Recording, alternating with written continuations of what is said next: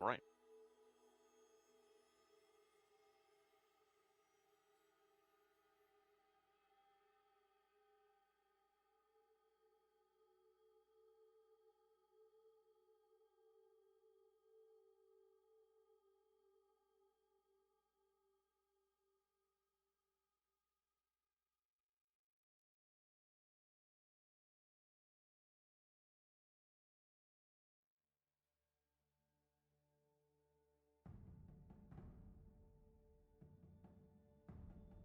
All right.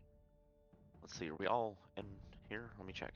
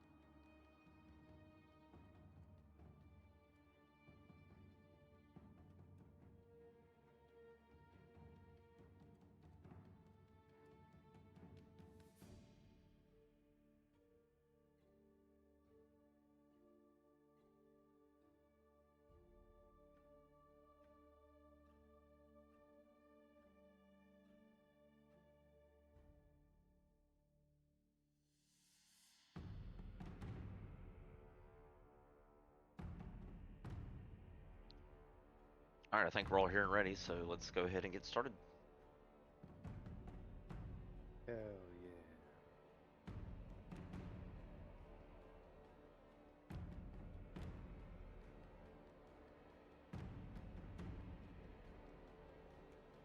yeah. Okay. Let's just go right ahead and get into the recap. I think we're already on the dungeon map layer.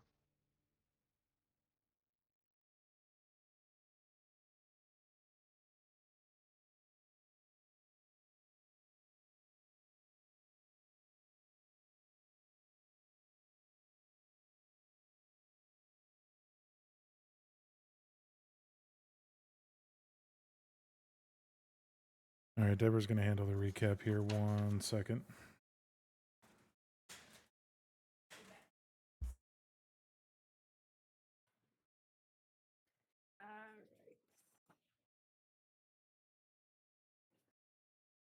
We opened the session with me, Sarah, and Anna, or I guess Sienna, Farcuppa, and Aspen. We're all talking with the cat, and we left the cat. After a little back and forth, we find out that the cat is missing a special toy. Lan and Farcuppa are able to find the toy and return it. After reuniting the cat with the toy, the cat offers to lead us safely to the entrance of the vault. The cat also says its name is Tiddlewink after Sienna asks it, which is adorable. The party then proceeds down into the dungeon with a magical ball of yarn for the cat added to our list. We enter the vault and start moving off down different hallways.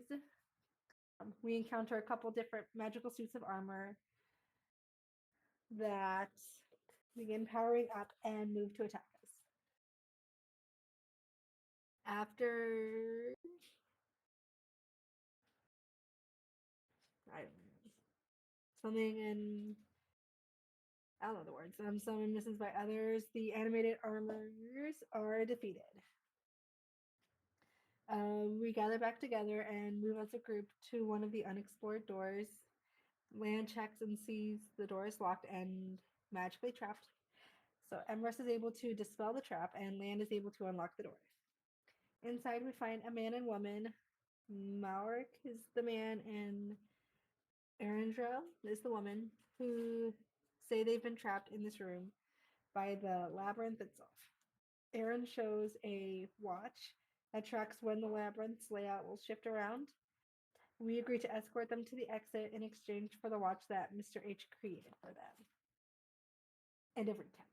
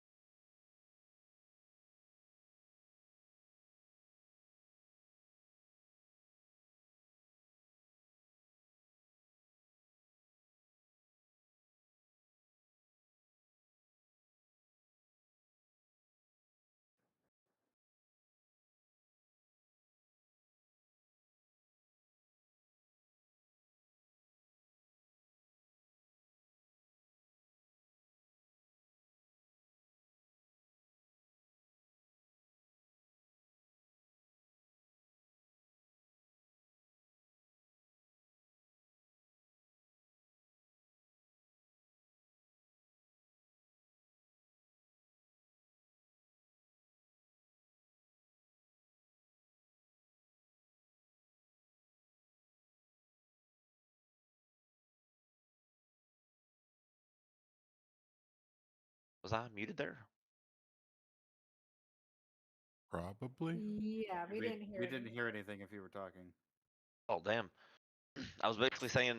So after you encounter these two, what's the plan? I think we're going outside to let the dungeon reset. Okay. Yep. Because it's on a sort of a clockwork sort of thing. So, okay, you leave the dungeon, and then you give it some time using the watch. Made by Mr. H. Mr. Haagen-Dazs. And the watch turns out to be correct. Um, by the time you wait for it to count down to a 30-minute mark, you do sense some shifting, in just beyond the doorway to the dungeon.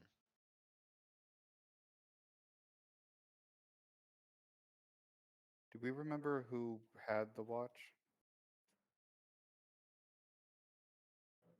Um, it was Erin that showed it, so I'm assuming she's the one that had it. I don't know Erindrel if she was explicitly gave wearing it it. to a certain party member. Yeah. I want to say she gave it to Forcappa. I think she did too.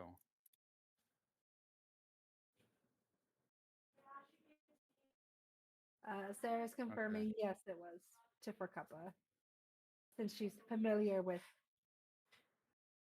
design.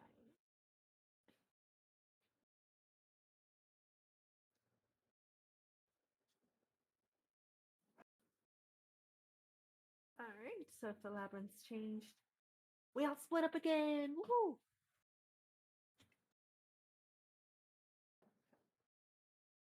Round 2 of initiative dungeon crawling. Let's do this. Yeah.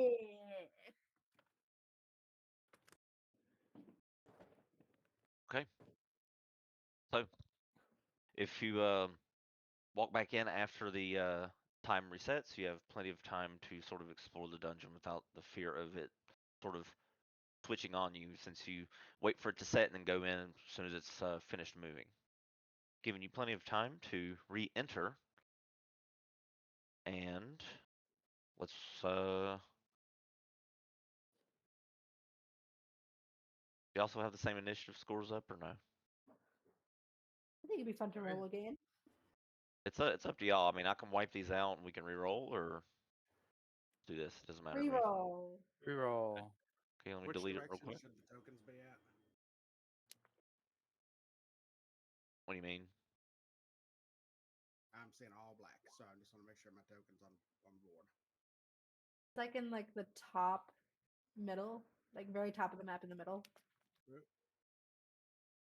we go. Got it. Sweet. Yep, this would be the entrance.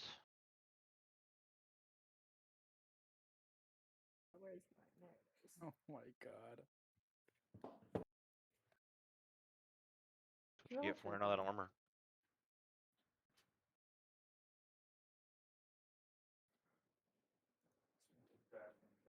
You could be a monk and or dude, your initiative like wild thing. Yeah, monk initiative is fun. Let me tell you. Yeah, I've Oh, been listening to a Tingler. lot of Critical Role, and the monk on the team has like a +6 or something to their initiative. It's fucking nuts. Yeah, I think Elsie has like a 5. I think. Yeah, it's too bad she's dead. And yet she's the most remembered of the party. So what does that say? Here, Nick, here's your Yeah, you notes. do that. Take the or like rogue, do something with high dexterity, and then just take the alert feat. Your initiative will be high no matter what. Like no matter what, it'll be 5. Can't roll lower than that. All right, so Sorry, my computer's being slow, so I haven't pulled it up yet.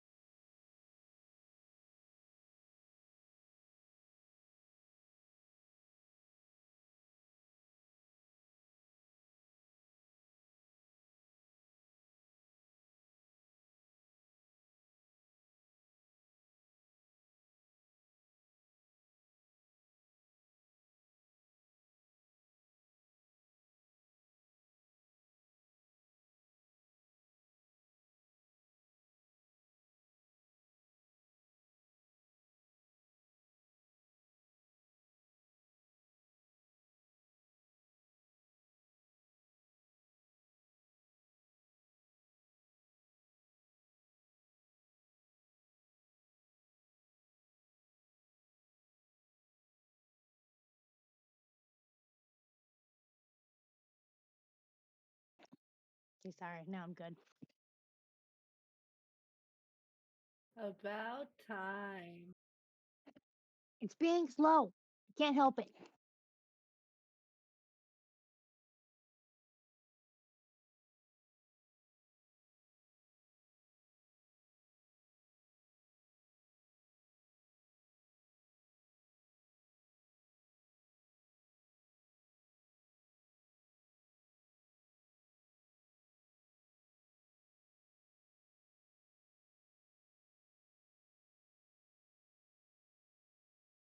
be our breathing.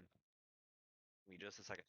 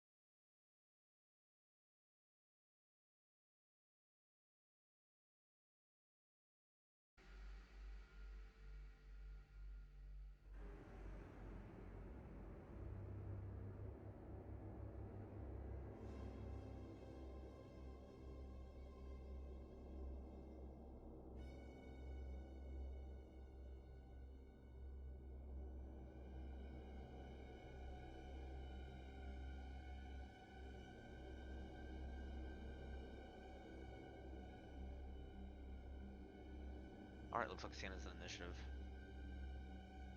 So it's Lane's turn. Let's start with that.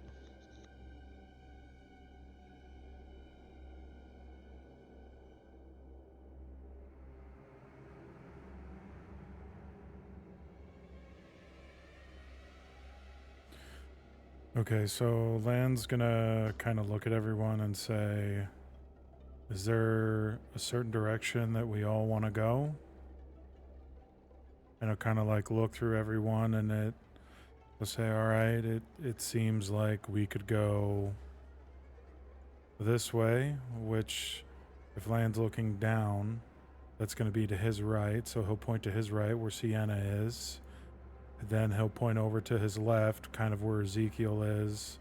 And then he'll point straight ahead down here. And he'll kind of ask the party, like, does anyone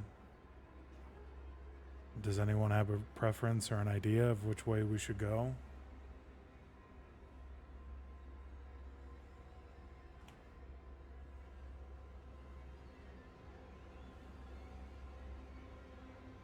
Maybe moving down will take us farther into the heart of the labyrinth, if that's where we're trying to go. Whether that makes sense or not, I don't know, but just a thought. All right, so Aspen is saying towards the quote-unquote center. South. Yeah. Does anyone Down else have towards any where everything is. objections?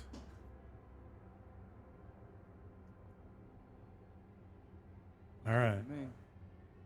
All right, Land's going to move out. So 15, 25, 30, 35, 40.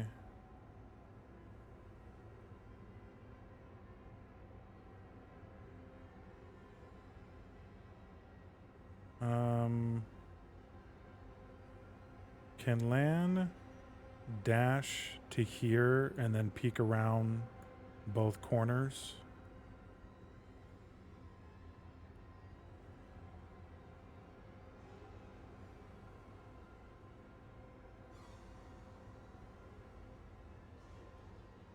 Or would dashing take like my action and then peeking would need to be like a separate action?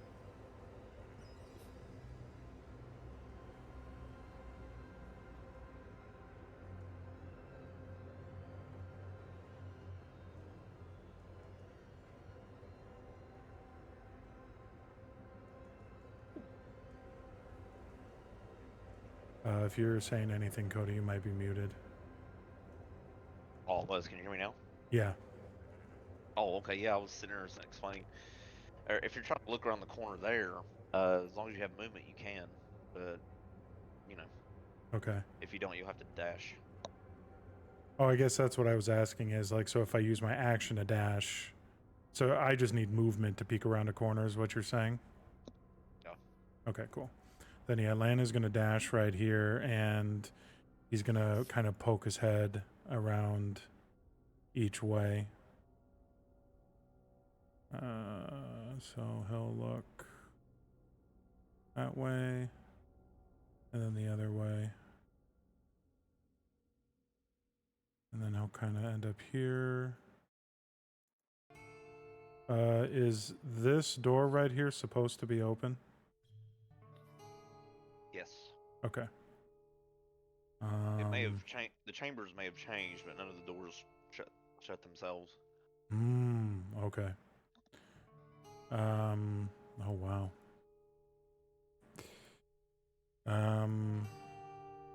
Land's gonna stay right here, and he'll wait kind of for everyone to catch up, and that'll be his turn.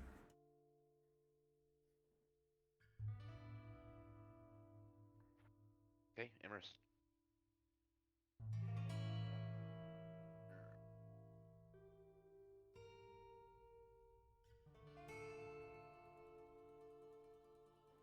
I'm gonna move there and in my turn. Kappa.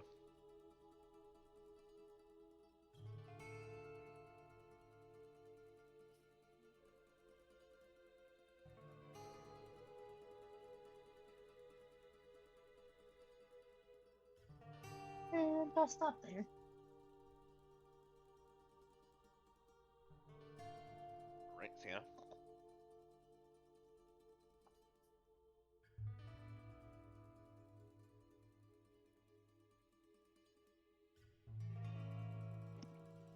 guess I'll use my action to dash. Alrighty. 30.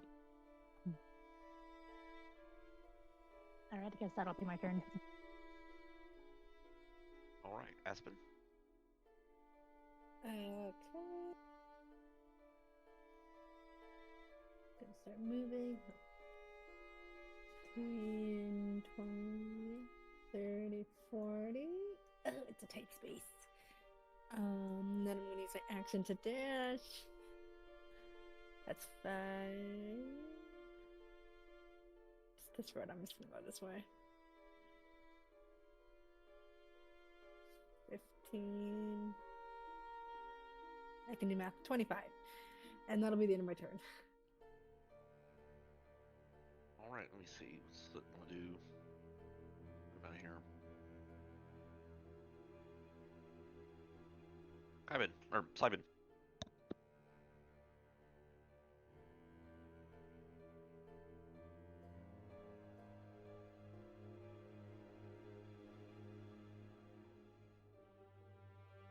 That's my turn. Yes.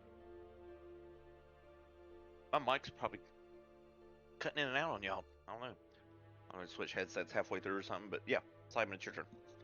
No, that was my turn. Oh shit. Okay. Ezekiel. Alright.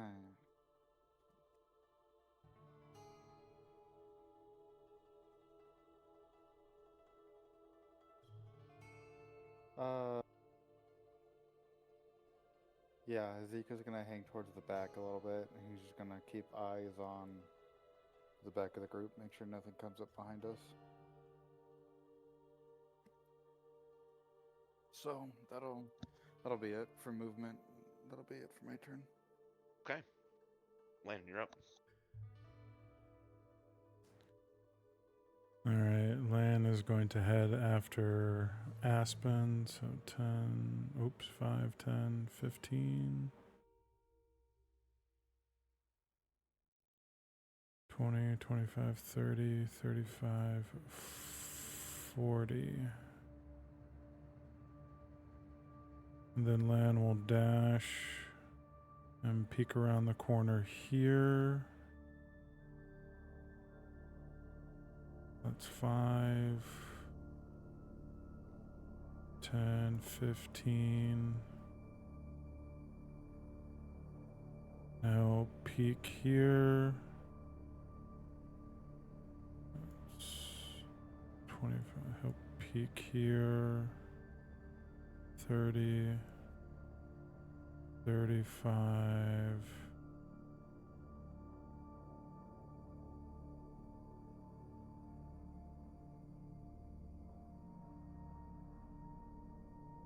Just get to right about there, and then he'll reach up and grab his earring and let the group know, like, or he'll let the group know, I found a door that's actually locked after the dungeon rearranged itself, so maybe keep following Aspen towards this direction, and he'll, that'll be his turn.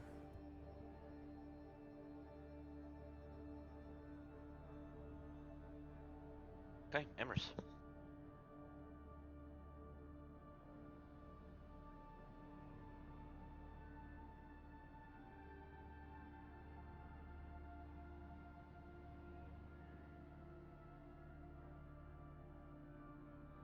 And I will end there. Alright, full couple. Alright.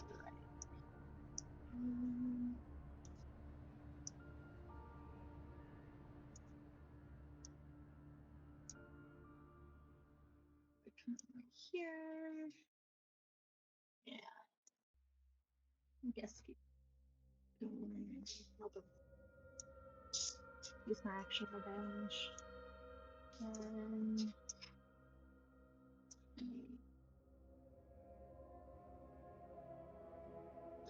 and I'll stop there.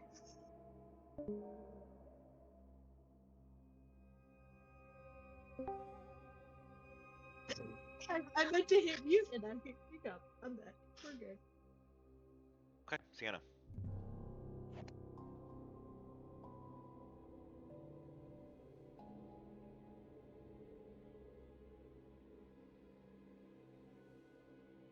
Guess I'm dashing.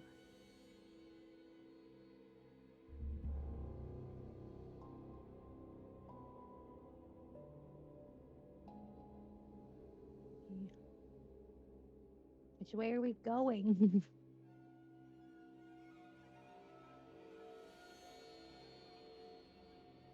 Let's fork up. Do you know which way Rand went? Not 100. He just kind of disappeared as he does sometimes. So I just guessed, and I think he went this way. Maybe up. Ah. Nope, never mind. I found him. He's over here, downward. Or, down and to the left. That'll be my turn. Oh, also, side note, not really related to anything, but I was just thinking, like, if you pronounce Ezekiel's name another way, kind of, you could pronounce it Easy Kill. Easy kill, yeah. It's true. Aspen. Alright. I'm gonna keep moving. Very funny. I didn't actually. 20.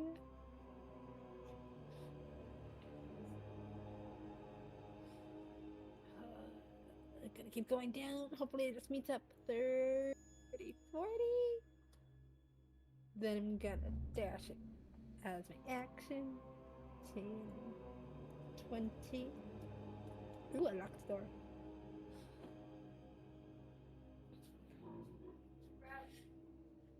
I'll stay with the group, but maybe don't leave. There. Like, land, there's a locked door down here.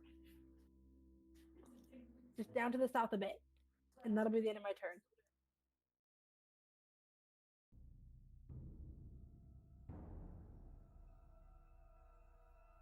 All right. So it will try to follow you guys.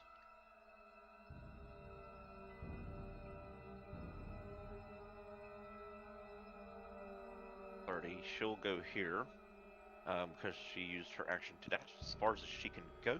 Slyman, it's your turn.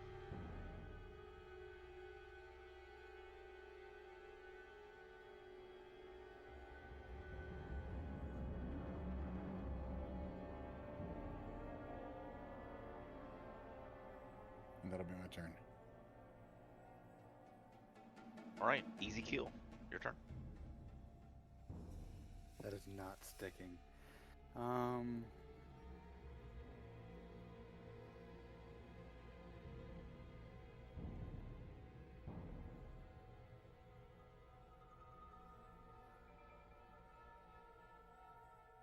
He will. Actually, he'll move. He'll move there because he can still see everyone. That'll be it. All right, Lan, your turn.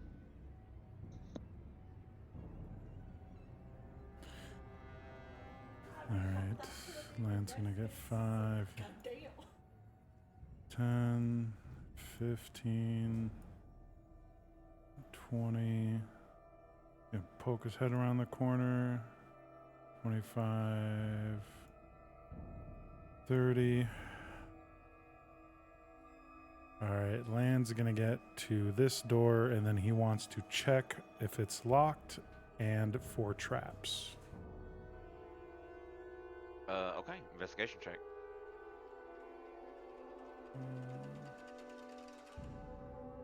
28.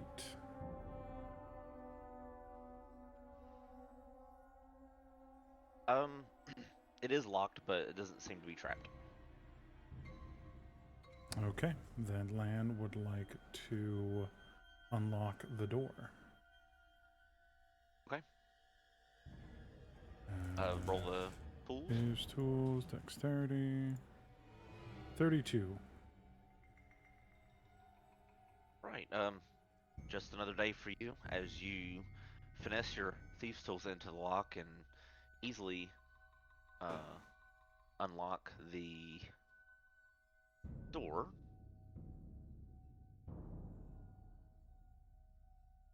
Let me see if I'm okay. There, it's unlocked.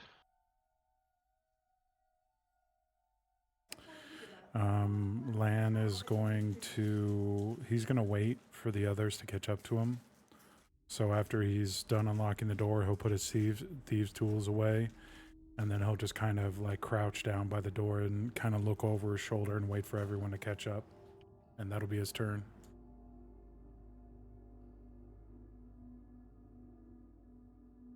All right, Emrys.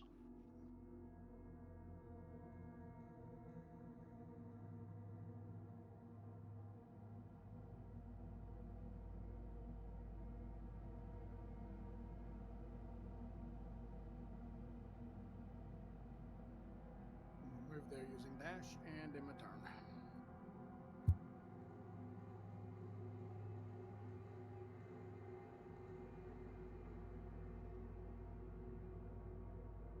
Okay. For cover.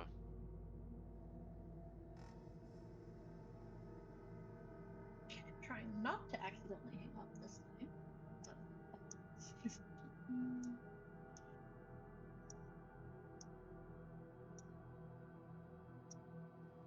Use my action to dash.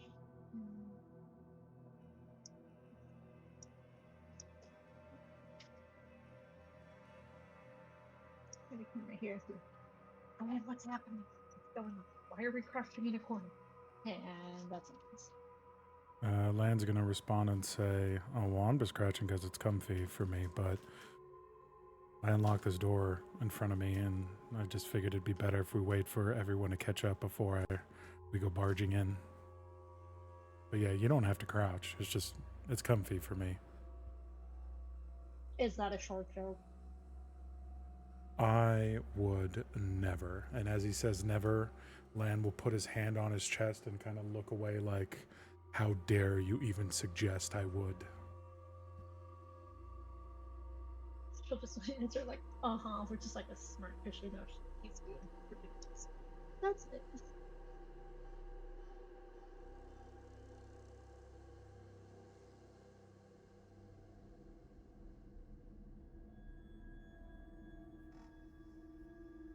All right, and that's been your return. Yes. Yes. Sienna, you're up.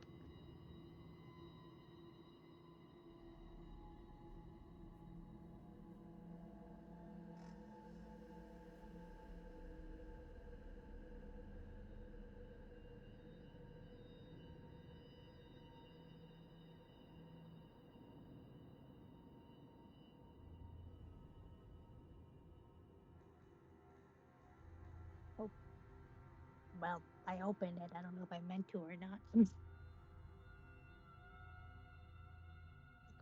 a little bit.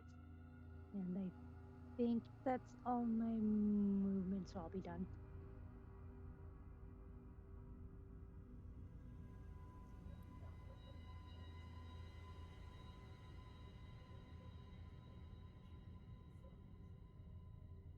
All right, Aspen, your turn. Okay. 15, 20. I'm gonna go over here. This way, 15, 30, 40. And then I'll just stop there, and that'll be the end of my turn.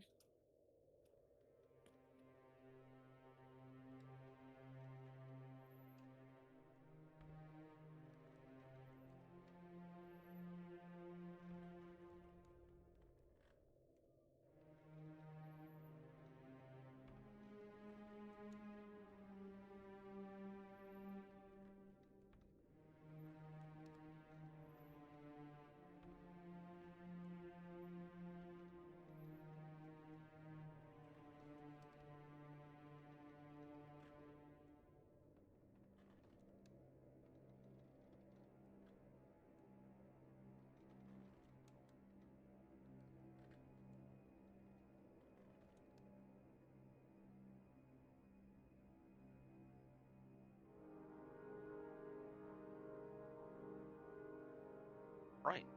Soot.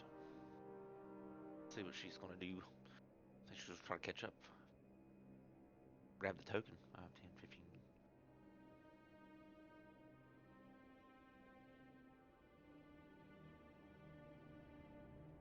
Alright, she can make it to there. Type in your turn.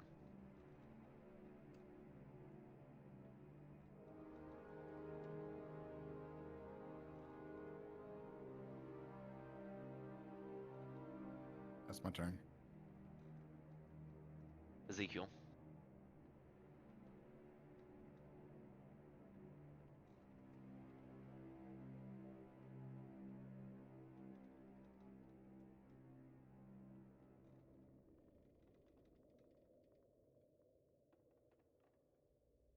Movement and dash. That's it. Alright, Lan, your turn. All right. Land's gonna stand up and look at for Cuppa and say, "Hold on to your butt." And he will open the door. Okay. And You Lan open the door, you will. see it. Yeah, you see that chest in the middle of the room there. Lan will hesitantly take a step forward. And he wants to check the space in front of him for any traps. Okay, investigation. Where'd it go? 23. Doesn't seem like the floor is like a hidden plate or anything. You don't suspect it to be trapped. All right, Lan is going to very gingerly step forward and kind of place the balls of his feet first, slowly build up the pressure, and then his full weight. And then he wants to investigate the chest in front of him to see if it's trapped and locked. Alright, investigate. 26. It does appear to be locked, but not trapped. All right. Lan is going to take out his thieves tool again and try and unlock it. Okay. 27. Alright, so the lock that is on this chest in particular, it's very different. When you unlock the padlock that's on it, padlock evaporates and the chest itself begins to open slowly.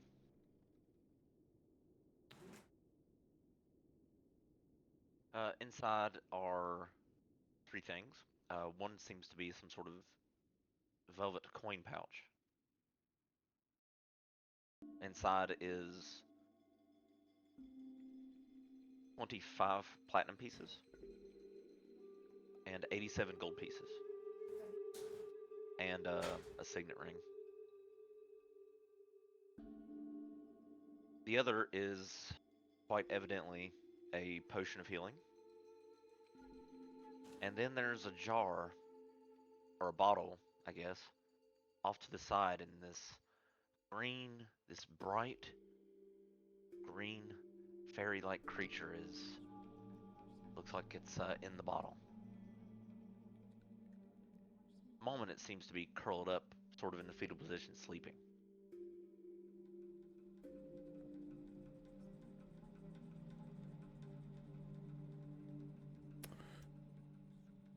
All right, so Lan is going to very quietly reach in and grab the pouch and put that in his own.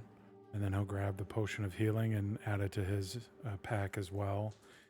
And then he's going to very gingerly grab the bottle with the fairy-like creature. And he'll kind of lift that up to his face and try and get a closer look at the creature inside. Okay, I mean you shouldn't have to roll. I mean you're looking right at it. You got plenty of light, so seems to be just a very luminescent fairy. Although it seems like in her current state she's not giving off as much light as she probably would if she was awake or if she noticed you. But it's you slowly see like her form is softly glowing, like that's the pace of her breath while she sleeps or something. Okay. And then there's motes of fey energy just sort of floating around her.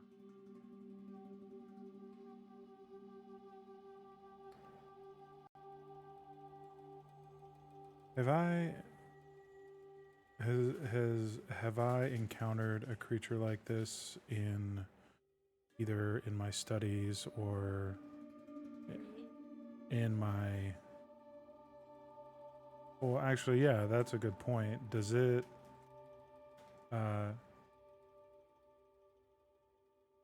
actually, I'm gonna before I even ask that, I'm gonna turn around. What do I got? 10, then 20. So I should be able to get to right there. And I'm going to tap Sienna on the shoulder to get her attention. And I'm going to show her the bottle with the fairy inside. And I'm going to ask, is this one of your folk? Like a distant relation somehow or something? And just see if she has any knowledge.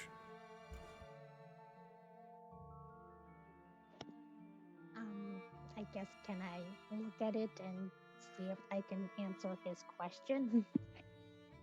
Um, yeah, investigate, sure. Or like, I guess really that would be a history check, right? So you're trying to recall information. So yeah, history, Sienna, with advantage.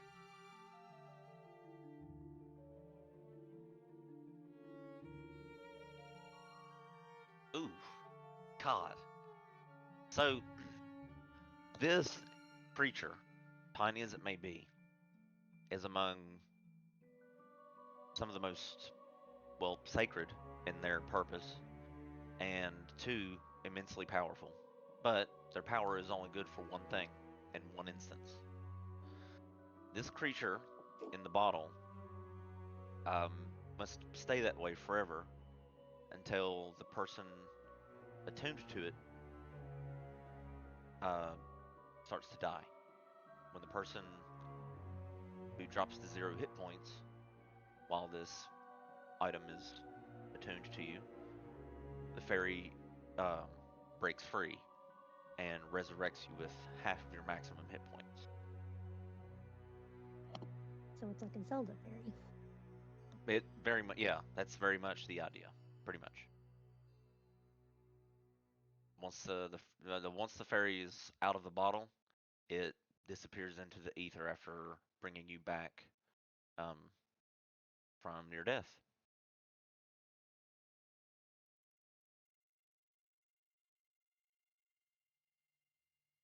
So after Sienna tells that Lan was like, as Sienna was slow, like telling him what it was, he was reaching towards the top to free the fairy, and just as his fingers close around the top and she says that, he's just going to very slowly take his hand away from the top and be like, okay, never mind. The fairy within is a very sacred creature to the Fae, and these I know it sounds wild, but yes, of course, people do sell these as items because this is that fairy's only purpose. This Fae creature's immense power is a blessing on Forlonde, so of course, I know it sounds horrible, but people do bottle these fairies up and sell them and so forth. So you know, it is what it is, but they do serve their purpose. Very, very expensive medicine. A lot of people consider it. Sienna, you would know that. Not many people have ever had one of these, though. I mean, this is a very rare occurrence. based on that, Lan is going to quickly, he's going to reach into his pouch where he put the velvet pouch that he had just found. And so as he's holding, he's going to reach in and kind of like rotate the pouch so he can just dump it in, the contents in with the rest of his money basically. And so then he'll take the empty velvet pouch out and he'll very gently put the Zelda bottle in that velvet pouch. And he'll just kind of hold it for a second and say,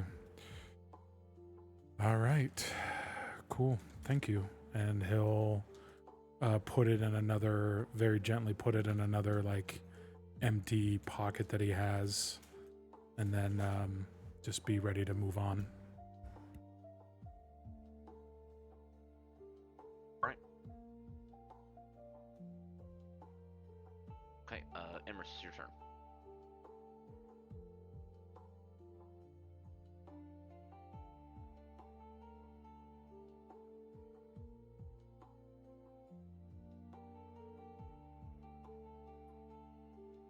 And I'll end my turn there.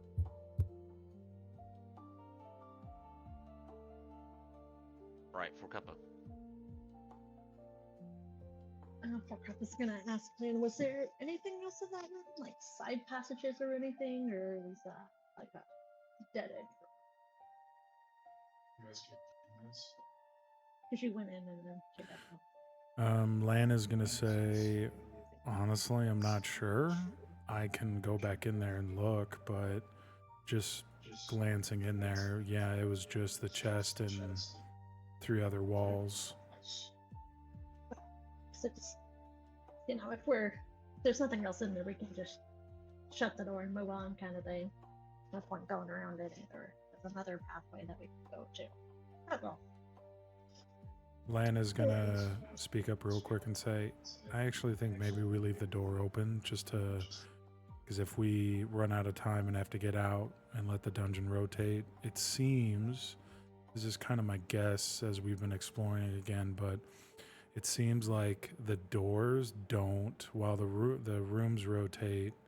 Well, as I'm saying it, yeah, whatever you're comfortable with, because I was going to say leave the doors open, but if the rooms rotate regardless, then it doesn't really matter, because it won't technically have been in that room because the rooms changed. So forget what I was saying. I was gonna say, maybe shut doors that don't lead anywhere. So if we do need to make a speedy escape and it hasn't shifted, we know exactly which direction to go for the open doors. Well, maybe we should have marked the doors to be closed then, and hopefully they'll stay, so that way we also know, like, hey, like, this area's been explored, or don't go here. I mean, yeah, we can do that. We can put like a little mark or something. Like, does anybody have like a pen, charcoal type thing to like mark it down to say like we checked it, just like in the corner of the door or something? You want to do that? Are the door frames, the quote unquote frames around the door, does it look like Lan could take out a dagger and maybe mark something? Like, are they made of wood or is it like all stone? You can tell that it would be difficult to carve. It would be difficult with your dagger to carve something into the doors. It would take some time. You could do it, but it would just take some time. The amount of time is just essentially based on what you're trying to draw. Like, if it's a small, like, symbol or whatever, then that may not take too long.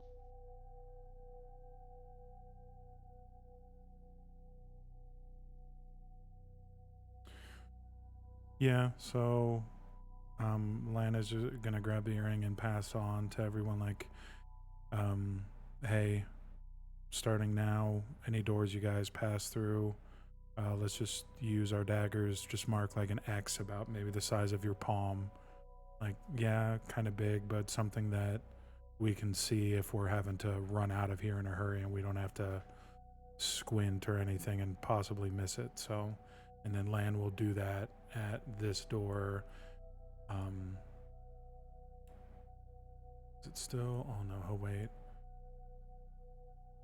Yeah, I'll pass that message on to everyone. So, like, if it's a dead end door, mark an X on it, not a pathway out. Sounds good? Okay. Yep.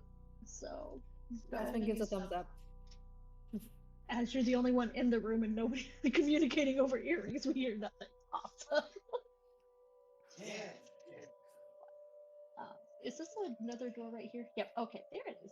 Didn't show up before, so I went that way. I want to come here since I also have a thieves tools kit. I want to try opening it to see if I'm any good at it, if possible.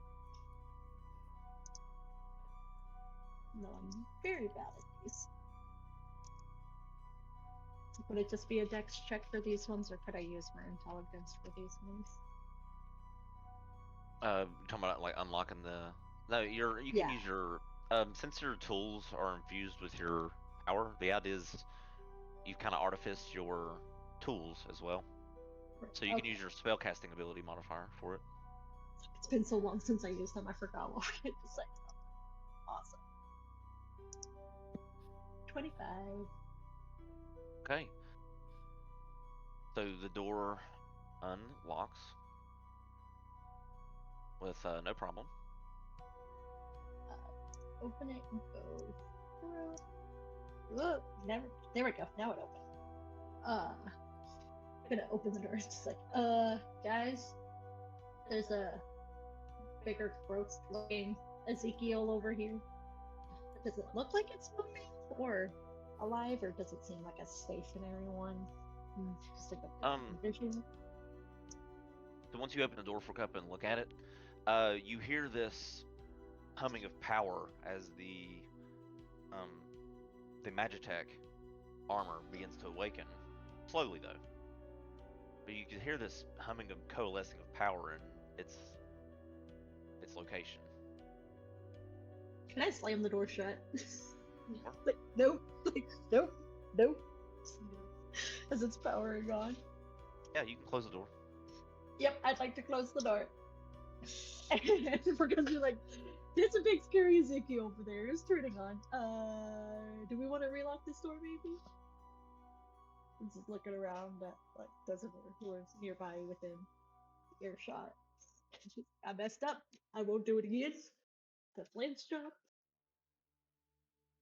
I have such a funny story. A player I was playing with did that. He opened a door and there was a dragon. He just shut the door immediately. And we just did Nope. we just didn't go back. It was so funny. That's fair. But yeah, pretty I'm much pretty sure same we've done vibe. It's just like something before like that, but I think we usually go back to something. I mean, yes, that was pretty much same vibe. Both just like hard pass. No, thank you. there was 3 of us. Hell no. We were level 5. Yeah, that's a hard note. But just basically be the end of my turn unless somebody responds on if we're gonna go in. Okay. Lan will respond and say, yeah, I'll lock it. Okay, Scanner, your turn, I guess, if 4 Cup is done. Oh, so we're not going in? Yeah, I'm done. Forcatapa did not have any plans to go fight a metal monster if we didn't have to, unless somebody wanted to.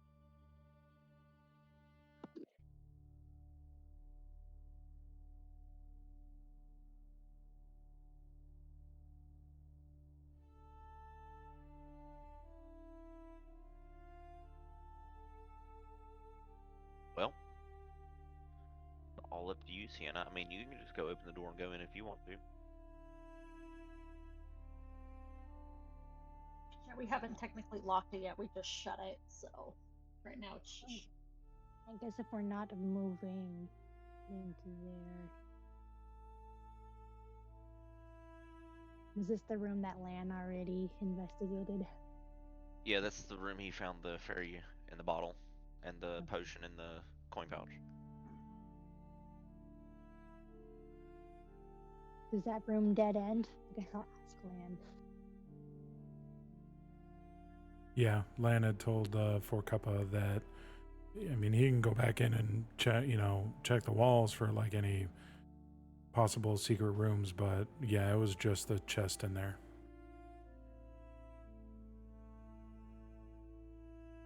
Alright, and I guess I'll dash. Just for funsies, I'm gonna try to open this door. Oh, I think I have a tiny bit more movement. Wow, a big long hallway. Cool. I'll end there.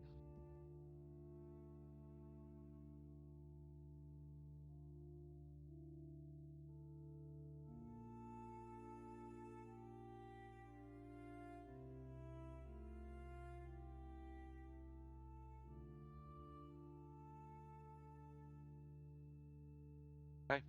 You're gonna end there. Yeah. Right, Aspen.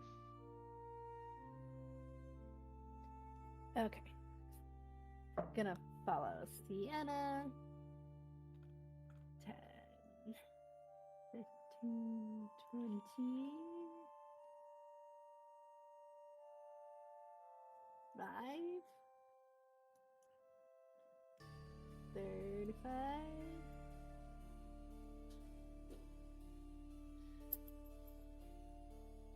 And I'll stop there. That'll be the end of my turn. Okay. Very well. Soot will maintain the pace, and let's see, 5.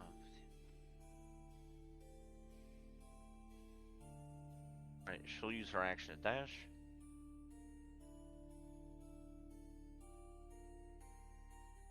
And approach, and she's able to make it to just behind Aspen, and in her turn. Simon, your turn. I'm gonna go to this door and take out my ink and quill and draw a X on it. Okay.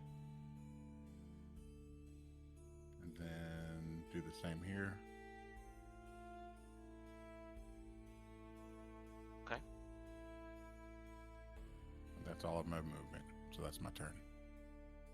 Very well, so you just draw the X's, and then you keep moving your way through the hallway. Ezekiel. Okay. Big man is a bit lost, so he's going to head over to the door in front of him and open it.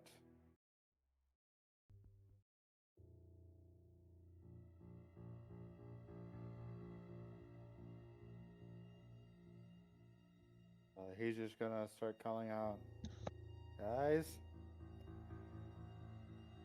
Oh, and then he's just gonna start walking, and then he sees like the top of Lance's head over there, and I'll just be like, oh, okay, never mind, and that'll be his turn. Right. Lan, your turn.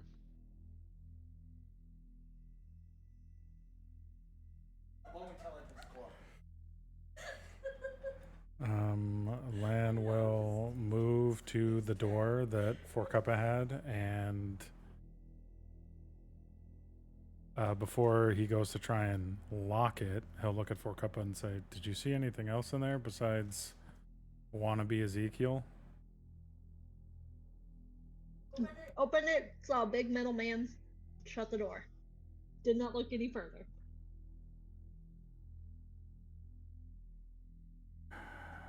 It was kind of turning on, though, it seemed like, so, you know. It might be fully on and might shoot you in the face. Or less pleasant places, so keep that in mind. Well, to be fair, usually the best treasures have guardians attached, so do we want to take it out and see if it's guarding anything, or do you want me to just lock the door and we move on? Perhaps just basically gonna put her back against the wall and just gesture to the door. Be my guest if you want it. Okay, just wait to see what it does.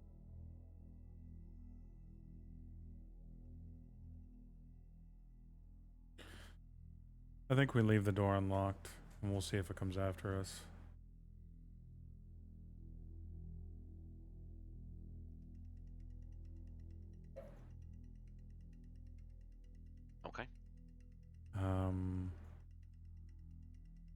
Alright, so 5, 10, 15, 20, 25, 30, 35, 40.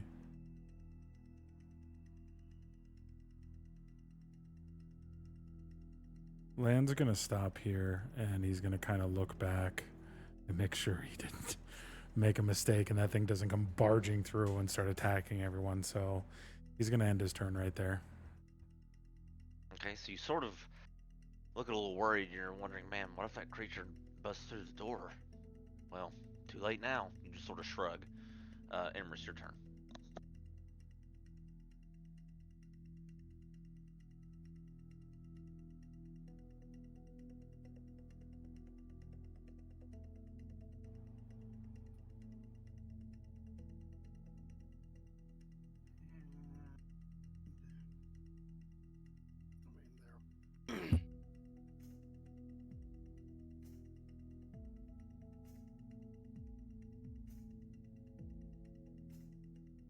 Okay, for cover.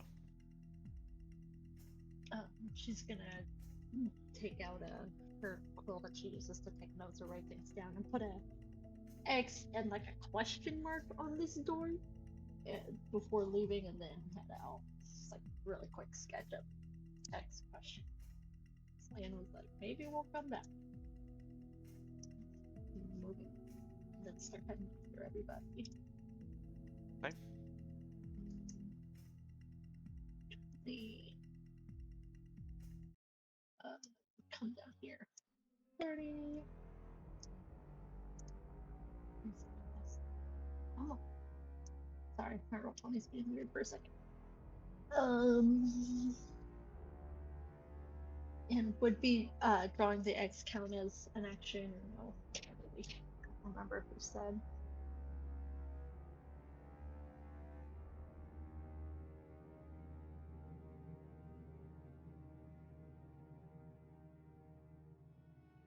Did we say if drawing on the doors would count as an action? Just sort of a free. I mean, I would say you're using it. I would say maybe you're using an object. Sure. Okay, I just didn't know because if it didn't, I would dash to catch up with the like Aspen and seeing. But if it counts as an action, I'll just stay there. Nah, I'll just You know what? No, because Slyman did it earlier and it didn't cost him anything. So yeah. Yep. Sorry, I couldn't remember. My brain's not Yeah, with it's it today. not a big deal. Well, then continue that. 10, 15, and I'll stop there. Okay, Sienna.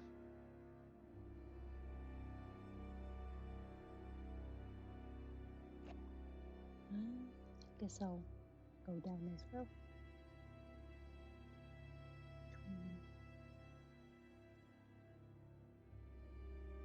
20, 15, 18. And that's as far as I can get, so I'm good. All right, Aspen. All right. Do I go north or south?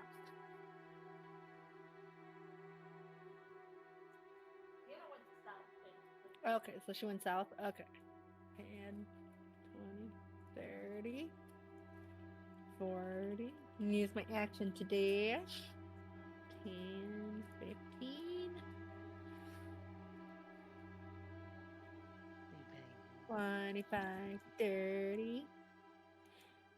And I'm going to stop here, and that'll be the end of my turn.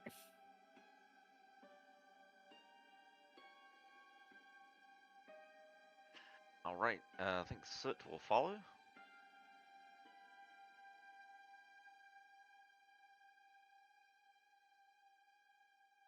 Use her action dash and get there. Simon, your turn.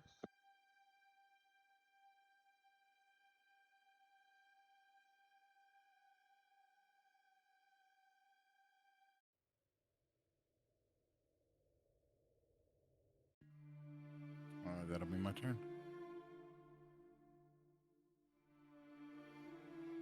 Okay, Ezekiel.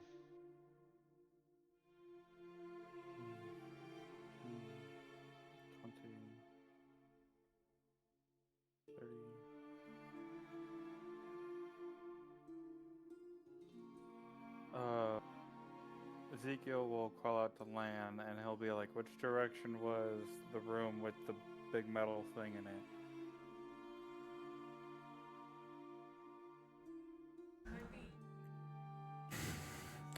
Land's gonna point over there, and he's gonna say, "But we were trying to move on. Just an FYI."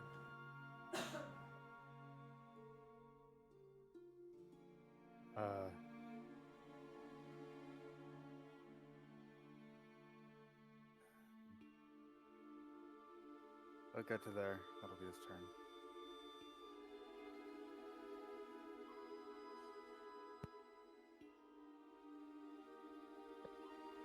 All right. Lan, you're up.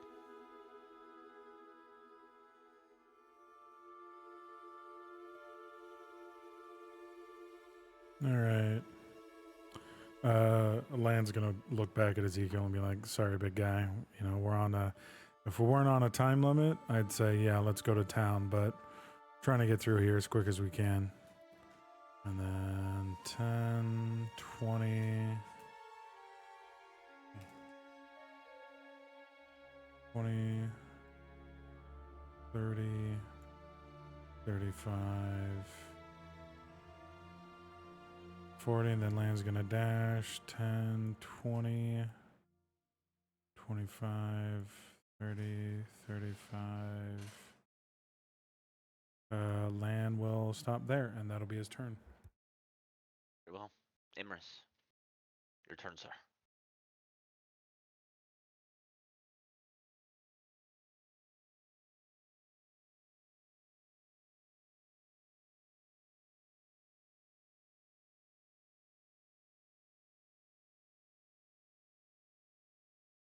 And I'm going to dash.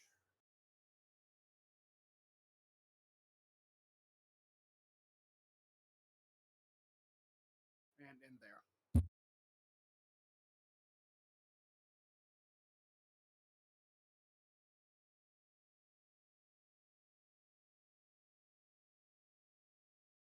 Right, for Kappa. Just continue running through everybody.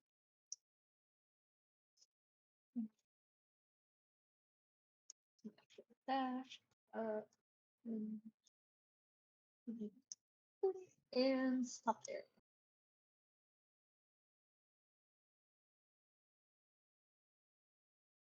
All right, Sienna.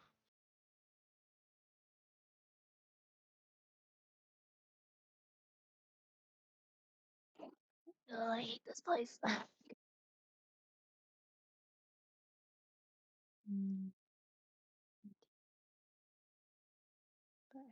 30.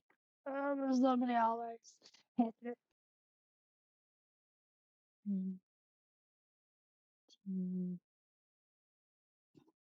guess if I just look down this little area, is there anything there? Or is it just empty? There's an unlit torch sconce there. There's nothing on the ground or anything, just that torch sconce is unlit. Yeah. Always. I don't like always.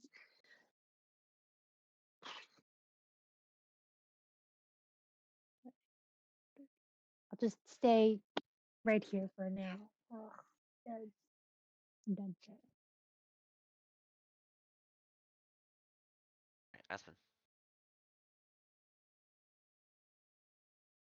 Okay.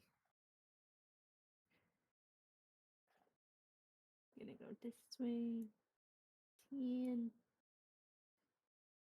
20, 30. Oh my gosh, these are such long hallways.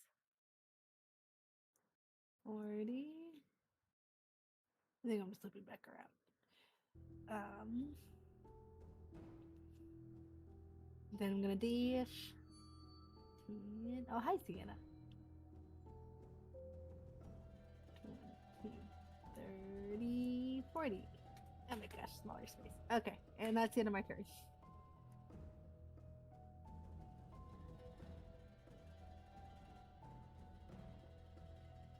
All right.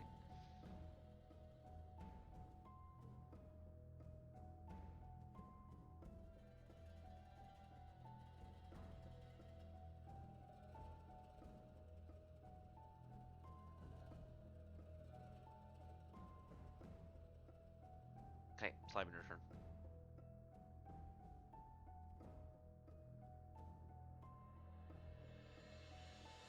I'll get there and put an X on the door.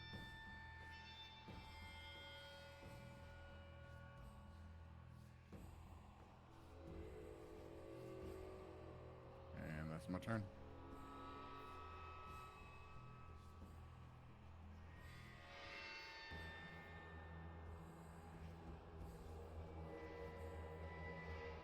All right. The um.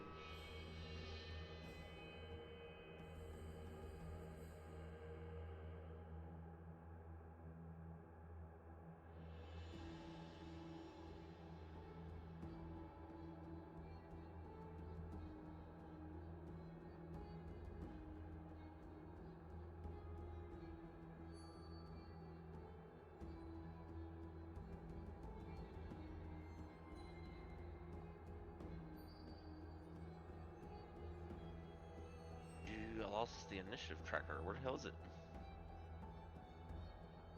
Let me see if I can. Oh, there it is. Did it get? Okay. Ezekiel, your turn. Okay. 10, 20, 30.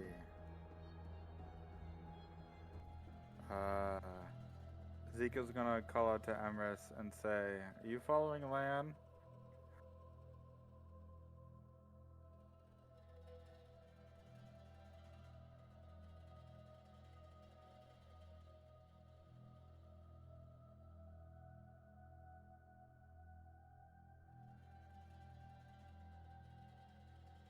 Okay.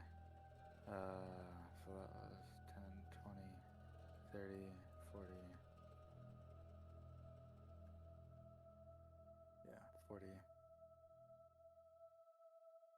No, 45, 50, 55. And he'll just be like, "Alright, I'll follow you because you're following Lan. I don't really know what we're doing in here anymore." So, and that'll be his turn. Okay. Lan, your turn.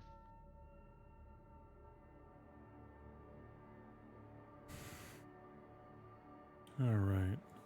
5, 10, 15, 20, 25, 30.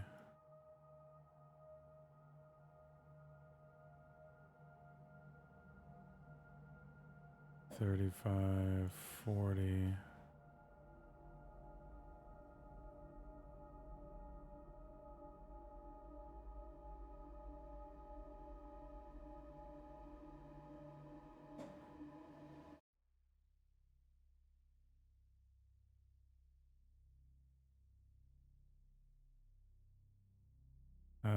Lan is going to.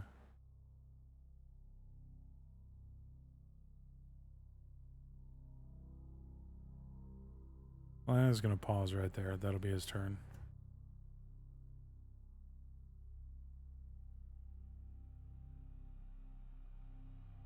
Okay, Emrys.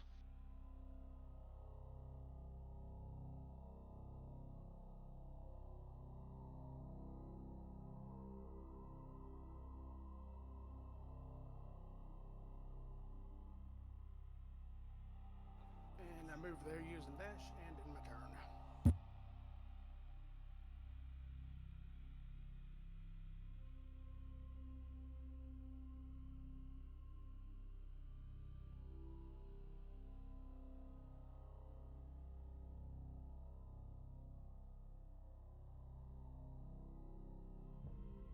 All right, for Kappa. Okay, still just following everybody. 20. Wow. That's. Is that the direction that basically the other girls went, or are they just off in a different direction? Because I can't remember which way they went.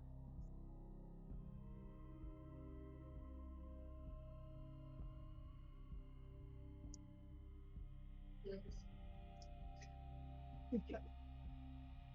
Okay.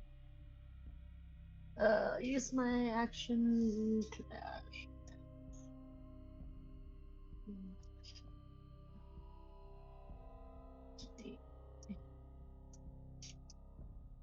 Oh, there they are. Okay, and I'll end there because that's my movement.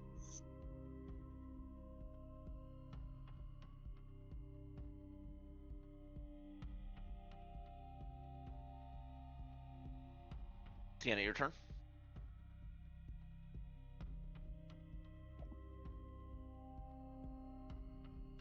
Mm. Mm. Mm. I guess, is there anything done over here? Or is it still pretty empty? Seems that way. Another. Oh no, this one doesn't have anything in this particular area. Okay. I think that's right. All right. Probably shouldn't be going super, super far away, but apparently that's what we're doing.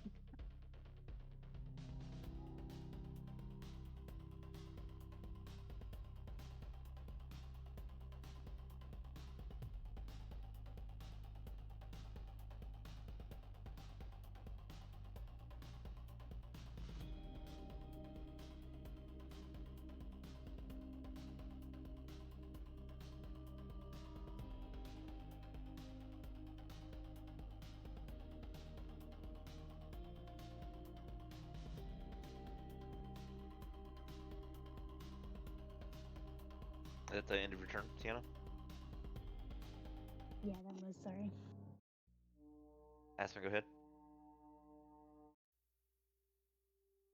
Aspen is just gonna kind of literally just stop and wait till more people catch up since kind of got a little far. So that'll be the end of my turn. So I'm just gonna stay here. Okay. So we'll make her way.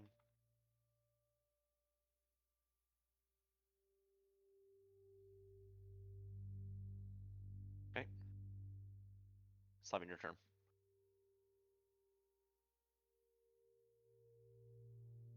Just gonna mark both of those doors. That'll be my turn. All right, Ezekiel.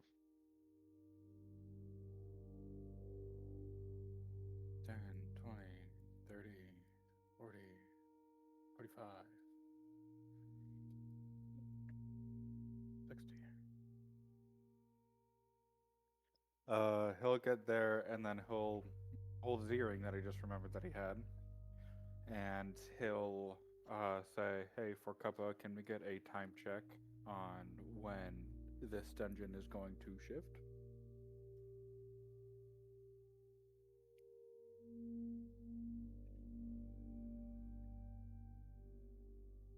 Oh yeah, she would look at the watch, is it? Can't remember. Yeah. It was like a watch. Okay. And check to see how much time they still have left. I don't think we've been here too long. It just feels like a lot because of turn order. Feels like it due to the turn order, but you look at the watch and it says 29 minutes and 32 seconds. 30 seconds. Okay. And she'll relay that to Ezekiel. You will say thank you. And yeah, I can't move anymore, so that's gonna be it. It only feels long because you're sitting at the table. For the characters, this shit's happening pretty quickly. Yeah. Land, your turn. All right. And 10.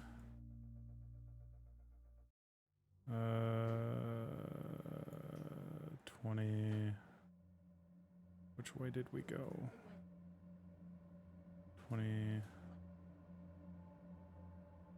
30. 40. And then he'll dash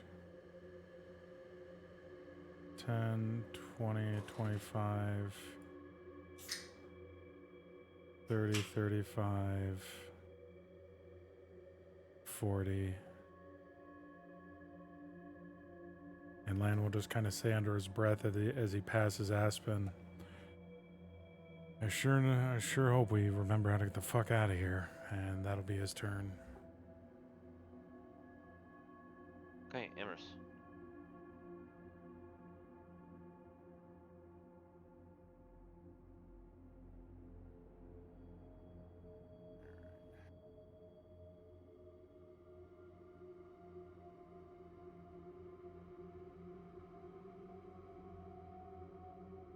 And I'm waiting my turn there. Hey, Forguppo. I was gonna stay here waiting for Ezekiel and Siphon so we could kind of point which direction everybody went because she has a feeling they're gonna get lost because they're not quite here. It's gonna point to essentially to the right if you're looking at the map is the direction that they went.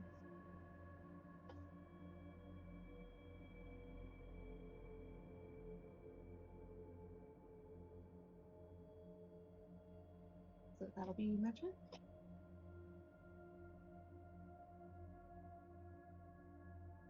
All right, Sienna.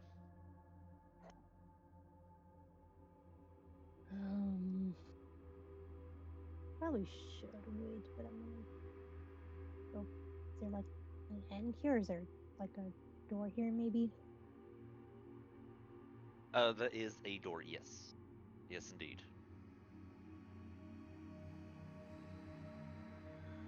I guess I will actually check it for if it's locked or trapped. Hey, investigation. 14. It doesn't appear to be locked, and you don't see any traps connected to it. Oh. I might have found something. I guess I will say that over head. Yeah, you see this see this rather large circular, looks like a portal. If you didn't know any better, just by your initial, uh, you know, look upon it. But yeah, it seems like it's pulling the energy in towards the center a lot like a portal. Man, if I were Tobin's, I would consider just diving in, but that's such a bad idea.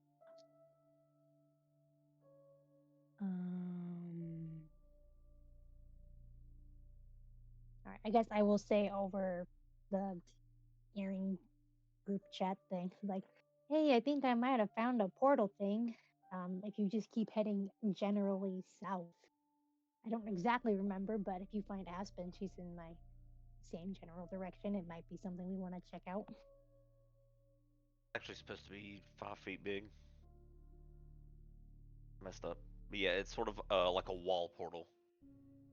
Aligned to the wall, you see what I mean?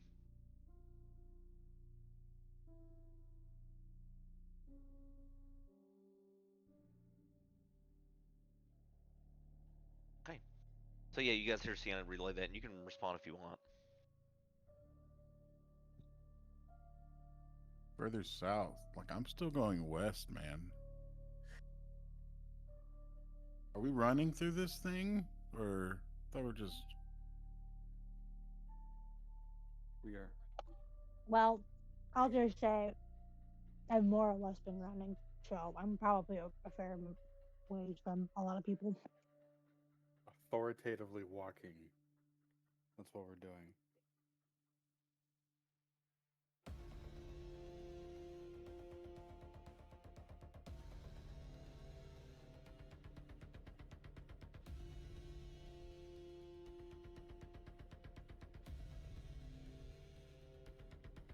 All right, so you just keep making your way.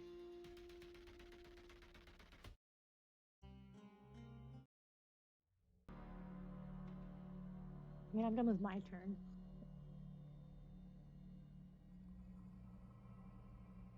You're done with your turn, Sienna. Yeah, unless anybody else wanted to talk over the chat or anything. All right, Aspen, go ahead. Okay. Gonna keep moving. 10, 20, high set. 30, 40. Then I'm gonna dash. She waves and says hi as you pass.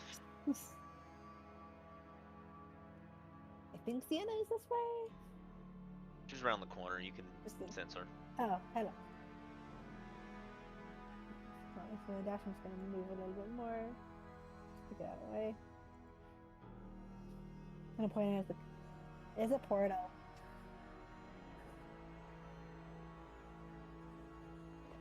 Yeah, I said that over the chat. Were you not listening?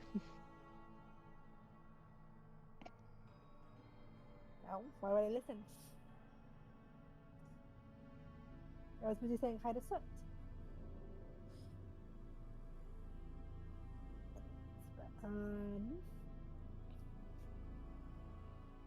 I'll give you 1 gold coin if you go through it.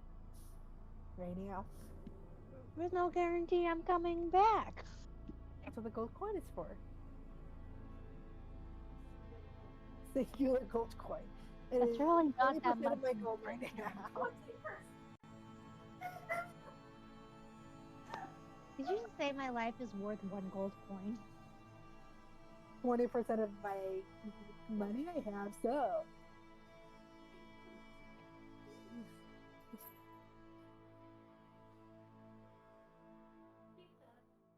It's more of not your life is worth 1 gold coin, but if you go somewhere, you can still have 1 gold coin for money. It'll get you somewhere. Maybe not very far, but somewhere. I think I'm good. Okay. And that'll be the end of my turn.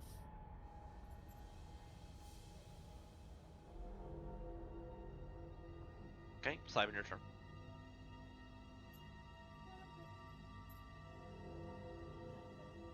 If Soot were here, of course, she'd be walking into the room like, oh my gosh, look, a portal.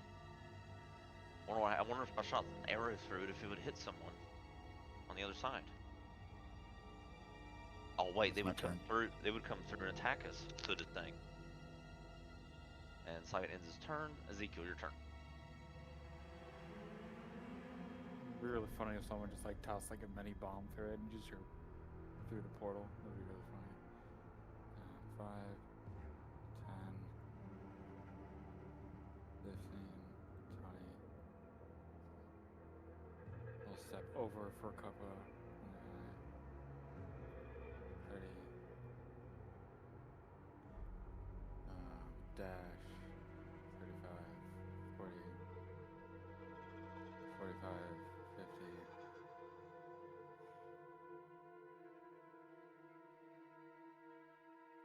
He will hear Forkuppa yelling at him to backtrack, and he will just pivot 180 and just fluidly walk back.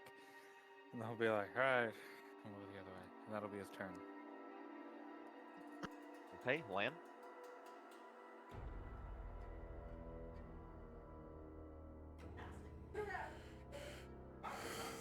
All right. 5, 10, 15, 20, 25, 30, 35.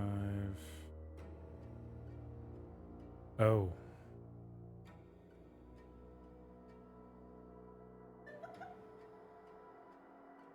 Land's gonna say, all right, I'm gonna wait back here and tell everyone, and then he'll get back. He'll dash to right about there, and he'll just wait for everyone coming from this direction, and that'll be his turn.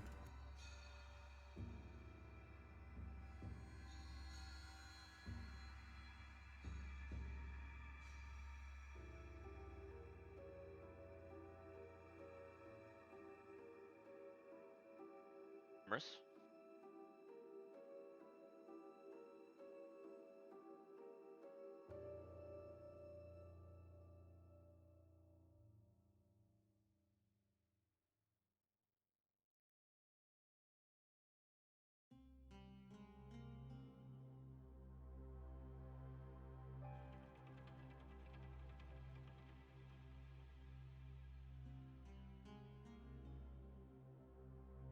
I'm there. All right, Forkuppa. Still just waiting here until Simon shows up because she doesn't want people to get lost. Just waiting at that little intersection of hallways.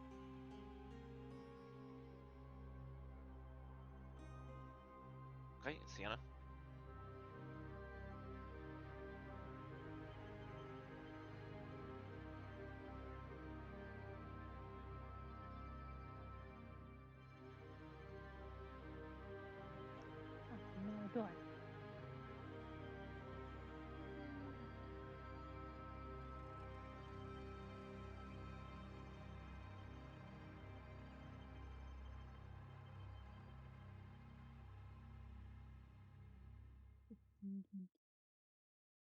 30.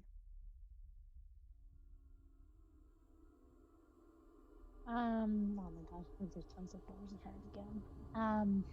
That'll be my turn.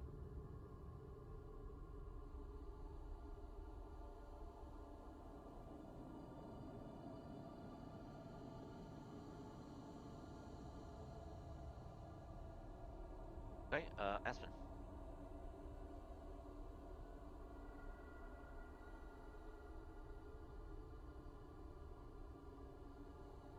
Alright. Since everyone went to the right, I'll go there. 10, 20, 30, 40, and then I will dash 10, 20 from Little Alcoves. 30, 40, and that'll be the end of my turn. I feel like we're looping a bit, but that's okay. Okay. That is. She's gonna hold up here and wait for everyone else to catch up. Simon, your turn.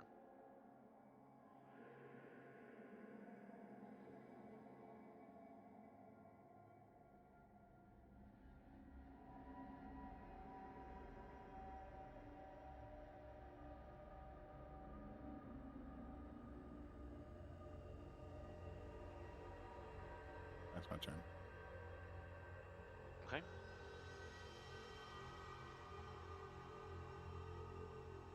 All right, Ezekiel, your turn. Okay. He will step over Sybin and for Kappa. 5, 10, 15, 20.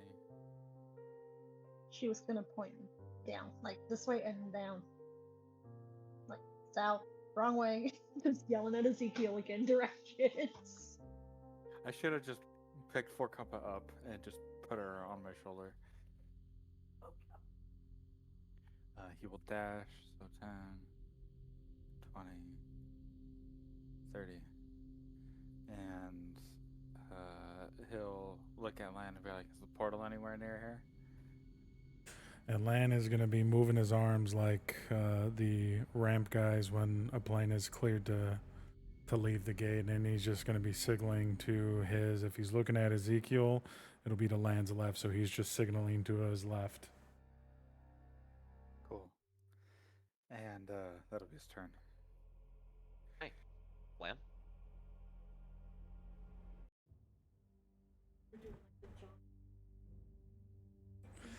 Lan is just gonna wait here and kind of wait for everyone to catch up. So Lan will stay put, and that's his turn. Okay, Emrys.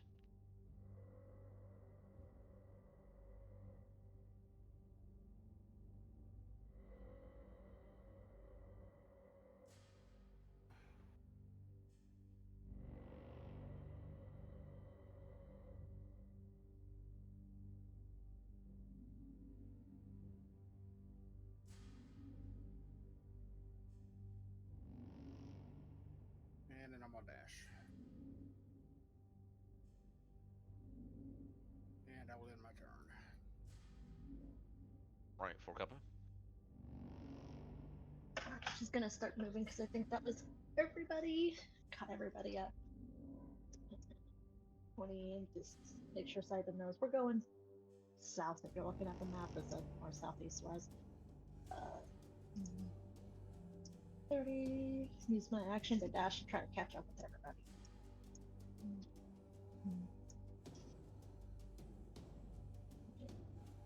Stop it.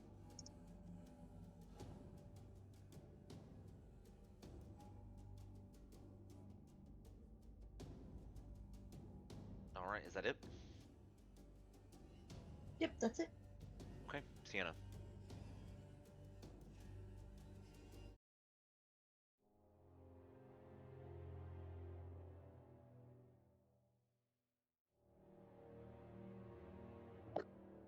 Are there anything in these little like weird pocket things like as I was walking down? Yeah, so as you look sort of to the left and the right, just as you pass to check to see each of those little pocket areas, you just see like these just strange little piles of stone.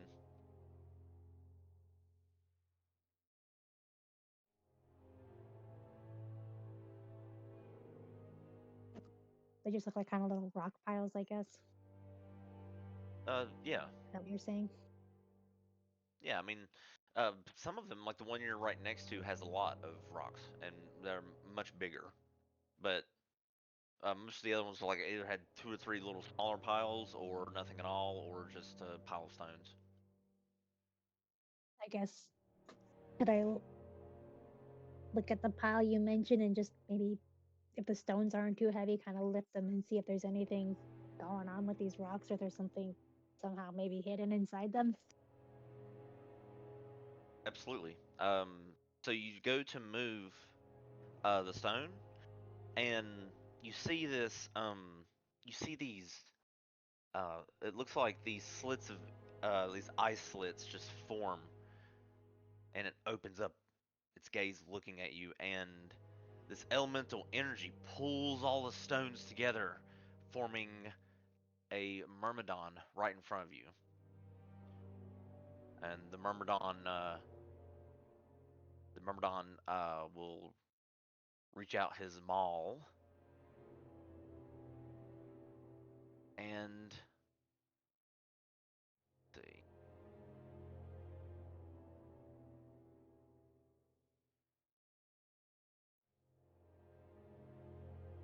All right, he goes to swing with his maul to hit you, and he misses you, Sienna, as you sort of shriek and duck out of the way. Um, all right, but it's still your turn, for he attempts to attack you. I'm trying to remember if I used my action to dash. I don't think I moved that far, so I think I probably still have my action. Trying to remember. I'm gonna say yeah, if that's cool with you. I don't think I've used my action yet. No, you haven't. You just walked down the hallway. You went to you um, went to you went to move a stone, and you awoken this myrmidon who's just dormant, waiting for this to happen.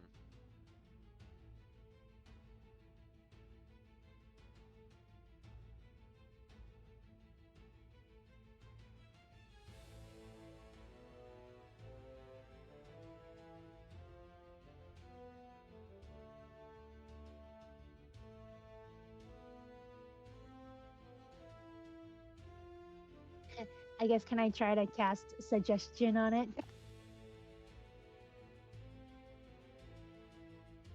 Suggestion.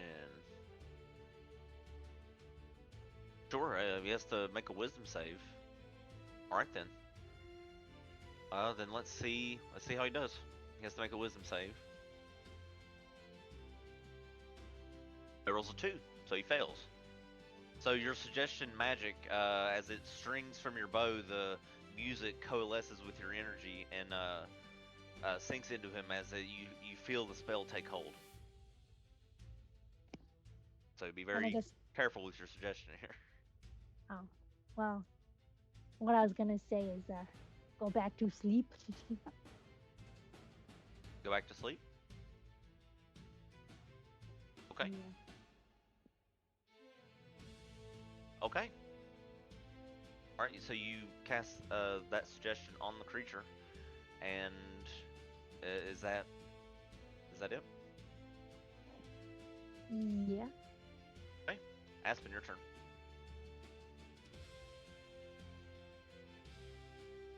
Okay. Put a little thing on it, let you know it's under suggestion. There we go. Yeah.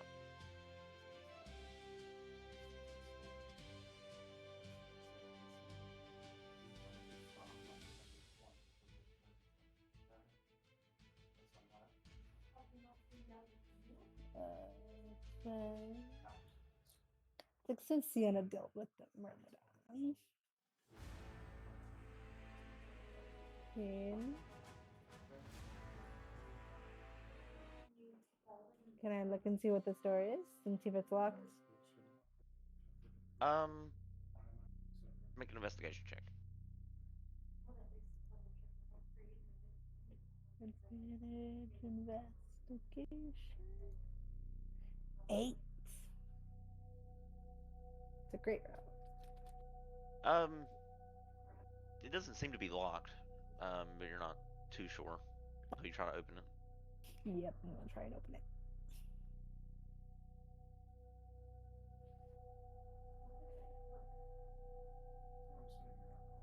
And over the ear, I'm like, guys, I found a magic shape, not exactly a circle, but 2, 1, 2, 3, 4, hexagon.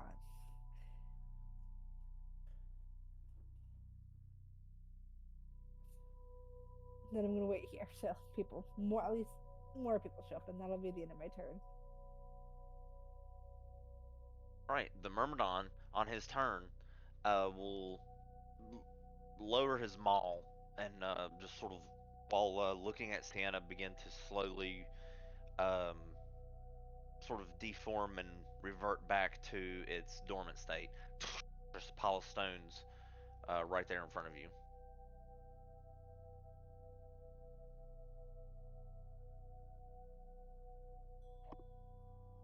Cool.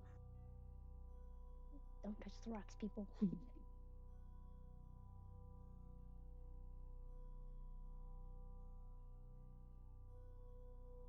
Soot.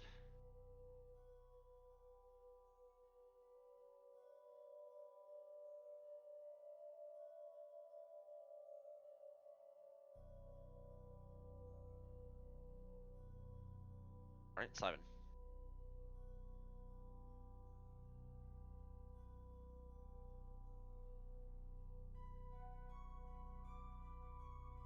That's as far as I get.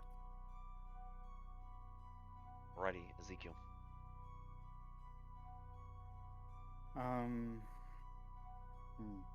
Okay. 15, 20, 25, 30. Double dash. 35, 40, 45, 50.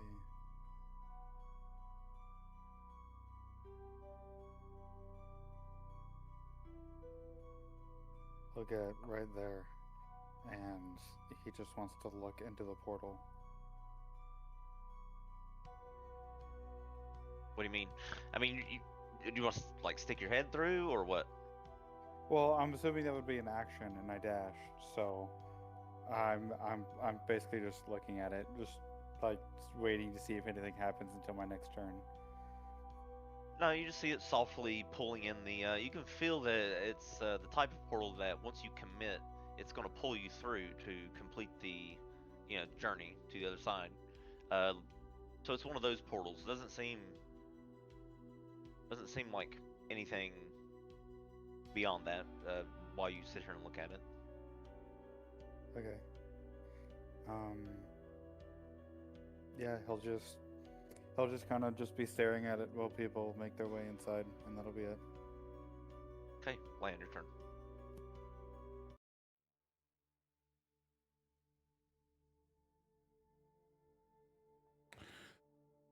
Lan will head over here.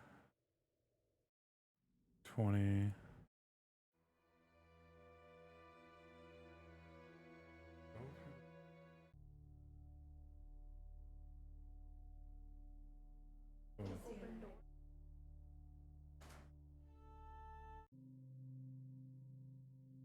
What are we at? 20.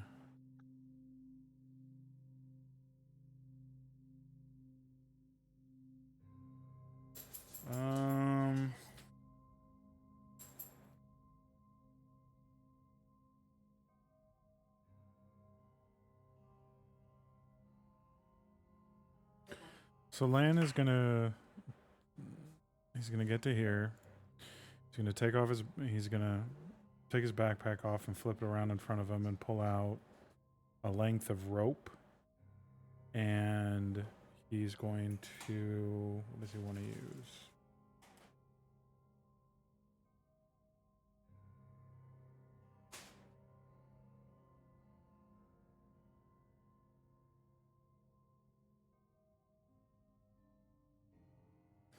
He's going to grab one of the climbing pitons that he has, and he's going to tie it to the end of the rope. And then he's going to stand back up and he's going to kind of start swinging it. And then he'll release it so the piton tries to go into the portal. And he'll kind of let the rope feed out through his hands as the piton goes into the portal.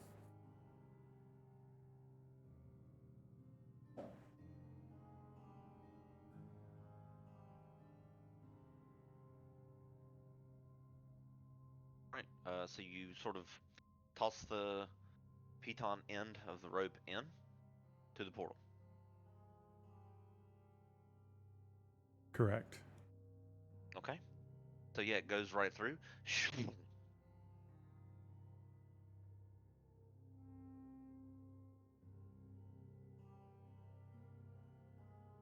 Ezekiel will look down and be like, feel anything tugging on it? Ezekiel. Lan is just That's me.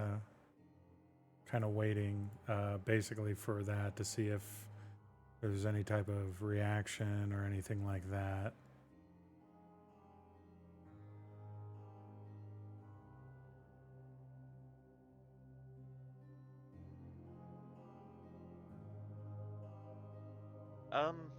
Not so far, no. Doesn't seem like you've felt an immediate reaction or anything so far. All right. After giving it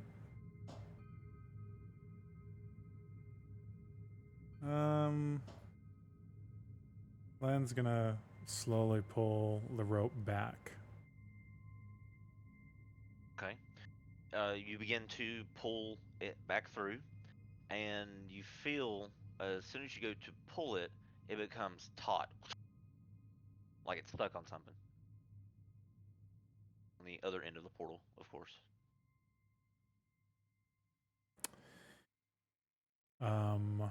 Lan is he's gonna kind of hold it taut, but not like super, and he'll just a little bit of slack enough to where he can like gently kind of wrap one hand around, and then he's gonna give like a sudden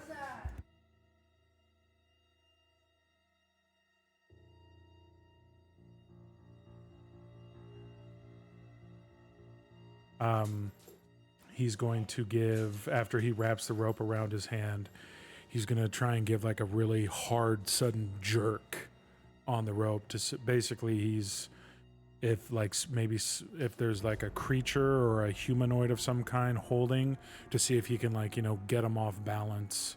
Maybe not necessarily yank it out of their hands because Lan isn't the strongest, but just enough to kind of like surprise him, I guess. So yeah, he'll just give like a really hard quick yank on the rope.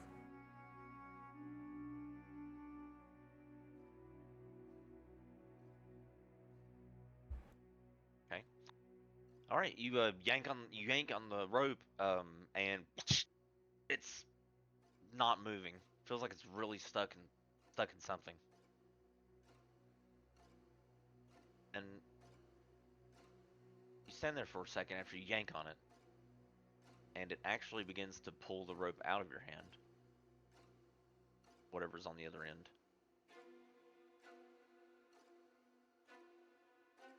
And you feel your grip loosening as the rope sort of slides through your fingertips. You still have quite a bit of rope left, but it seems like someone's pulling it on the other end. Or whatever's happening. Maybe it's being eaten by the portal. Who knows? But you think about that while we take our break. Awesome. Cool, everybody? Yeah, break time. Right?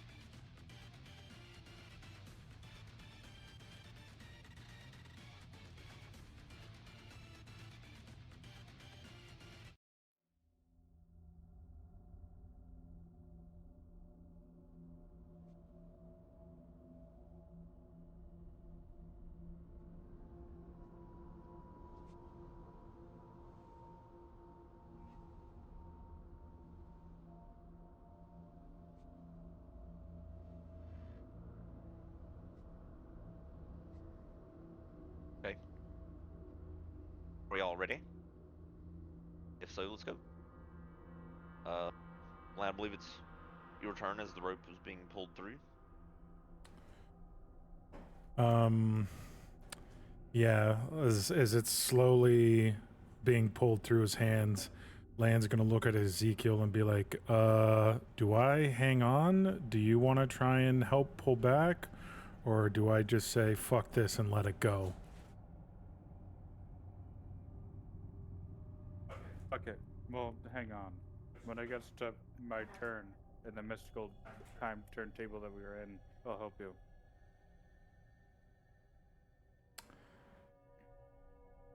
Lan will nod his head and try and like grip the rope without basically tearing his hands up, and that'll be his turn. Okay, Emrys.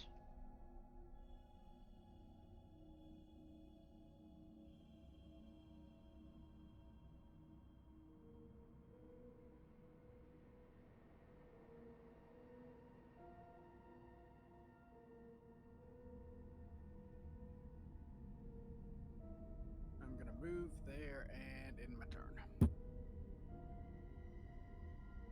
All right, for cover.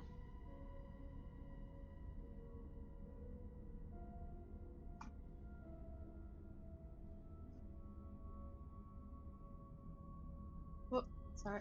That's not where I wanted to put it. There.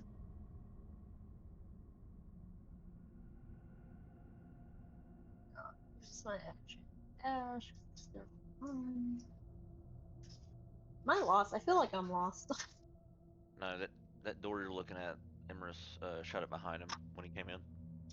Okay, I was just like, what? I thought everything was down here. I'm so confused for a second. Okay. I'm gonna come here. He's just like, what the hell did you guys do? And just stand here because she's not strong, so she's not gonna add much help to whatever's happening here.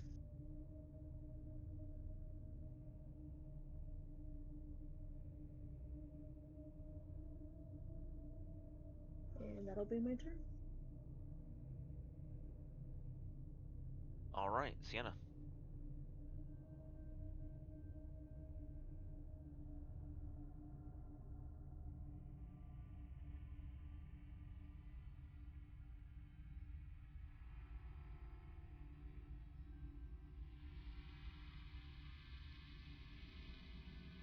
Mm, 30. And he's like, "Hey, you guys finally caught up."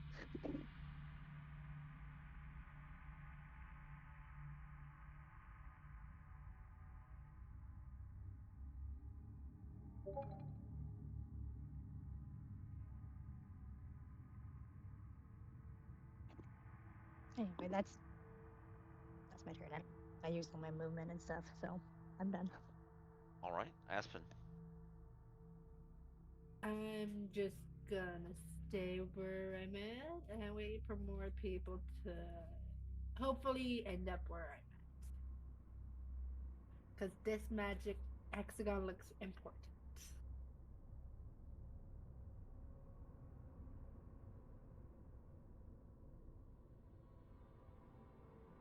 So yeah, that'll just be my. I'm just gonna stay here, and that'll be my turn.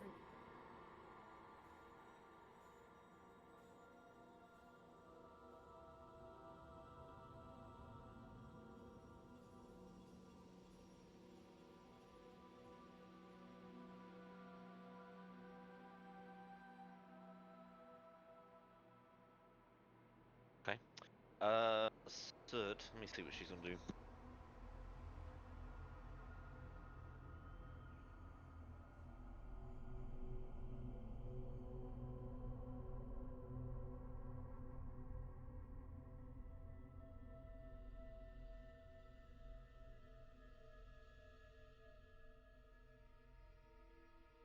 Okay. Soot will sort of move into the room and get a closer look, and just sort of look around the room curiously. Slavin, your turn.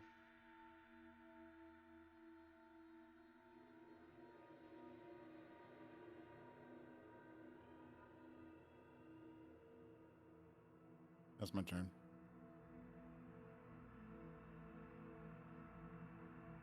Ezekiel.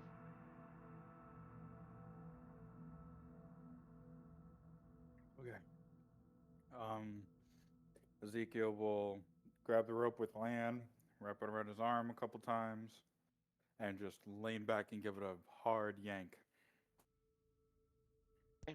So you yank as hard as you can. Make a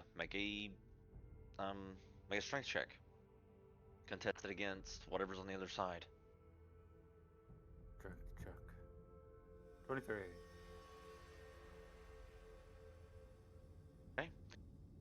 You seem to be sort of anchoring it in place, so it's not you managed to stop it from pulling you and Lan in for the moment, it seems. As his feet are dug into the ground, he's gonna look back at Lan and be like, I'm like tempted to just go in and see what's on the other side.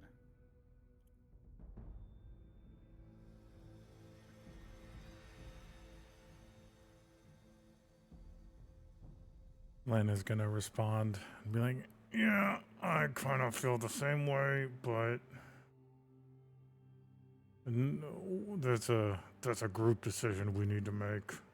As he's like grunting and like knowing that his strength is like almost nothing compared to Ezekiel's, but he's still trying to give it an honest effort.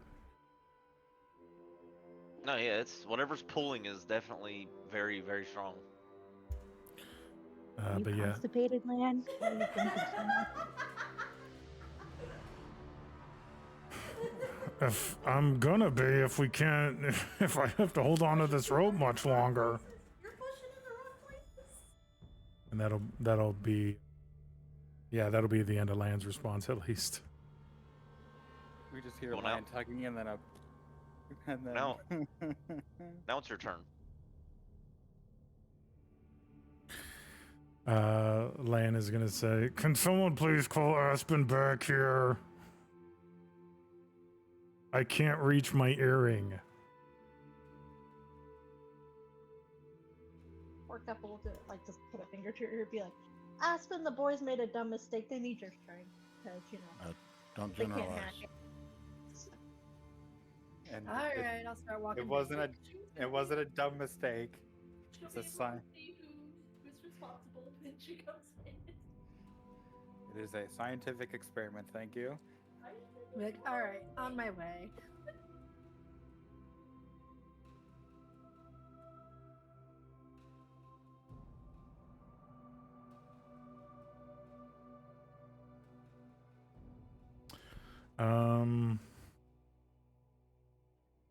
So while we're waiting, Lan's gonna look around to everyone and say, "So for those of us that are here, what do we feel about going through the portal?"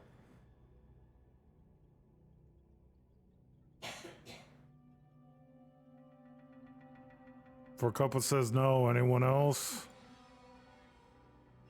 There's a weird magic hexagon down the hall. I don't know if that's gonna change anything, but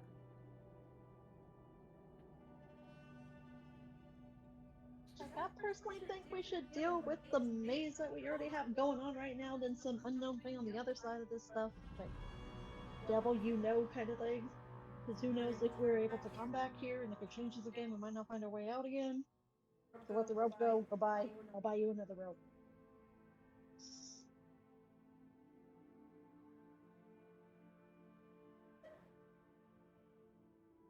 Ezekiel, what do you think?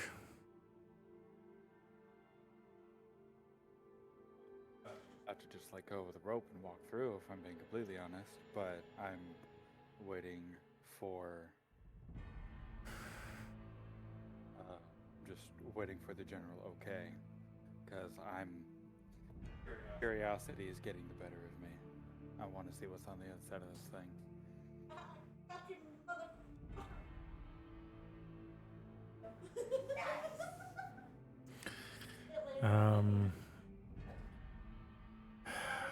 Land's gonna say to Ezekiel, "All right, let's let the rope go. We know the portal's here.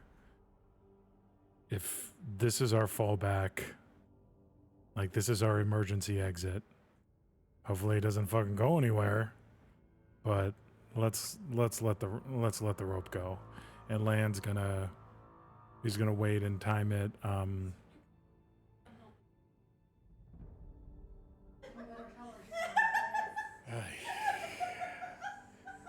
Land is gonna stick to his original decision and shut out the fucking peanut gallery. And yeah, Land's gonna let go of the rope. All right. Anything else? That's it. All right, Emrys, your turn. Portals. They look good. I would like to do an Arcana check on the portal.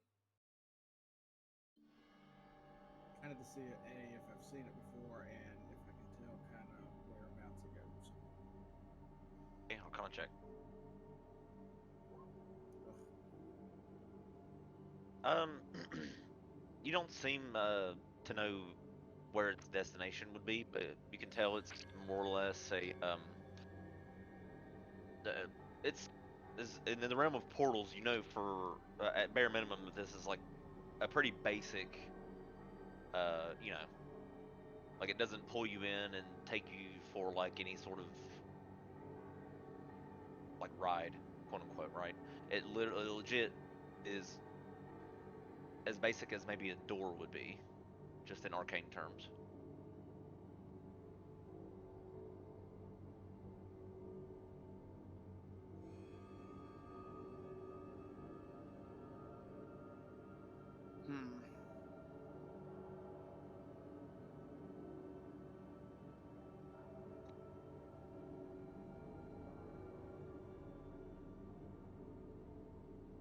Wonder what would happen with some people.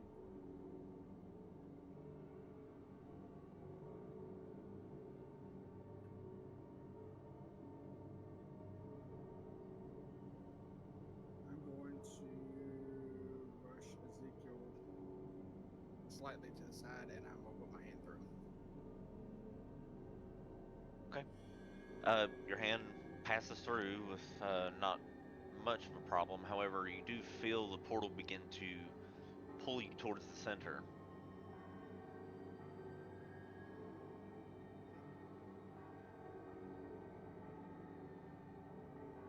You know what? Screw it. I'm gonna walk through. Can I? Is there any way I can like use a reaction to like grab the back of his cloak and be like, what? Nope. He goes right through, Damn it. All right. and if I can get his token in the right spot, you end up here, Emrys. I hit my life. And what you see on the other side, Emrys, is this shield guardian that is pulling the rope with the piton attached to it, trying to pull whatever's on the other side through the portal to them. They both, um, this one, they're both awake, and as soon as you walk in, their Magitech energy and armor sort of powers up, and they begin to, and their eyes shift to a burning red as they go to attack you. But they weren't holding an action for that, so but they will be entering initiative.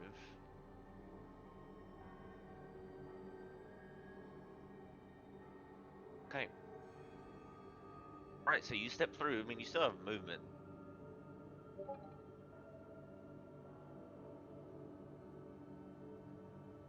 So I'm gonna ask a real dumb question. Is this portal a one-way ticket? Well, it still seems to be open behind you. I'm going back through it. Okay. You go back through. Damn, I grabbed the portal. I gotta put it on the map layer. Hang on.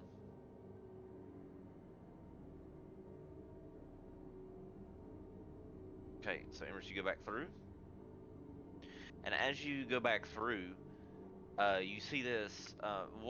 When you make it back through, this large fist follows you through the portal as the shield guardian gets his reaction on you.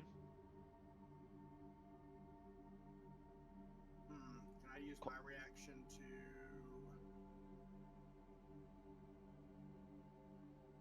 Stone Aegis. Well, if he hits you, yeah. 14.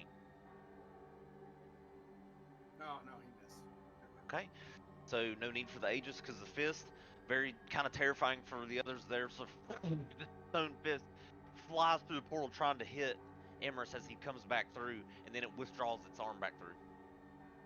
And I am going to wave my hand, and I'm gonna let my eyes glow, and I'm gonna dispel that bitch. It's got to go. Okay, you're going to try to dispel magic on the portal. Yep. Okay. So you aim your dispel magic at the portal, and you dispel it, and it sort of uh, condenses in on itself until it no longer exists. The rope that was there cuts off where the portal ends in the ether. And the rope goes slack on the ground. My remaining movement to move up here, and as I'm passing them, I'm gonna say nope.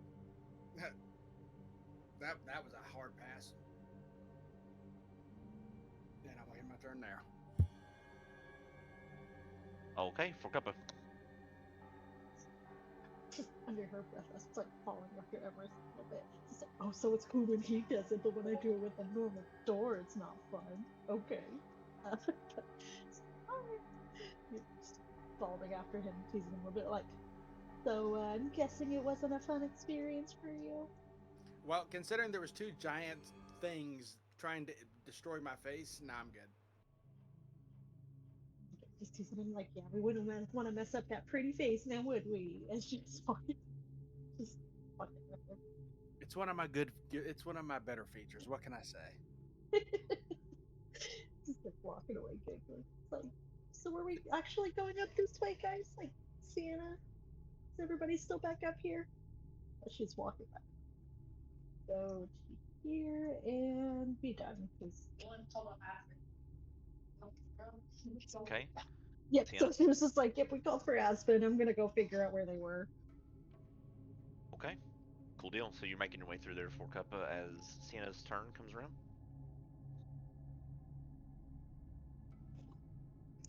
Well,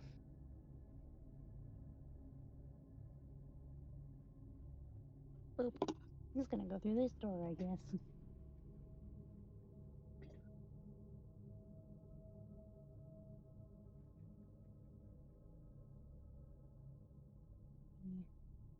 Is there anything at the end of here that I can see?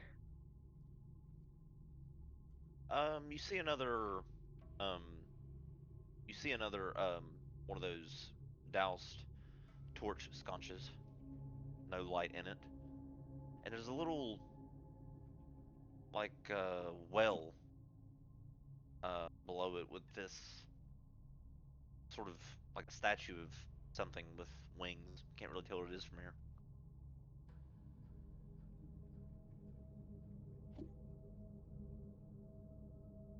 I guess I'll move closer. Um,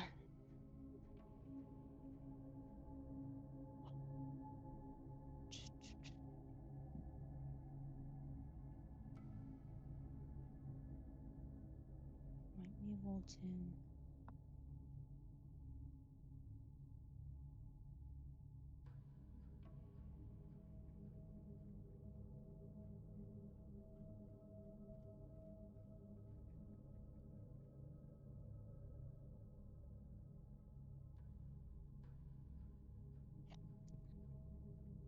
I guess using Druidcraft, could I light the unlit torch and see if anything happens?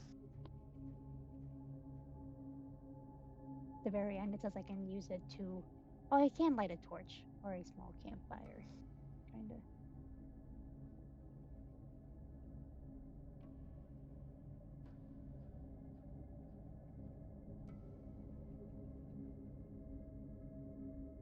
Sure. Yeah. I mean, you should be able to craft a small like a thing. Is Yeah, the very last sentence I says mean, you you have a can torch. instantly light or Oh snuff yeah, you out a can candle, a instantly. torch, or a small campfire. Yeah, you can. So yeah, you do that. So you light up the scotch, and the what you see as the torch lights up is that there's these there's sort of this arcane energy that flows through the offering bowl that you now see this sort of small statue presenting to you.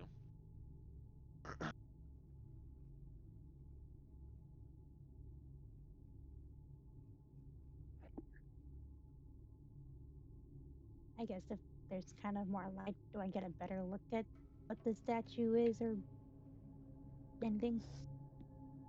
Um, are you just trying to make out what it looks like, or are you trying to investigate it? Um, I guess I can investigate it. Okay. Investigation check as you sort of check it out and 13. look it over.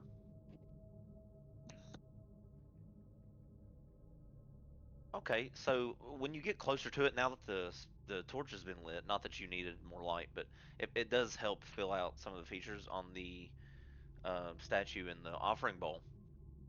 And this appears to be um, a uh, very peaceful fairy deity, but she's a minor, like a minor deity. But you recognize her as Lunareth. She's the Fey goddess born of moonlight.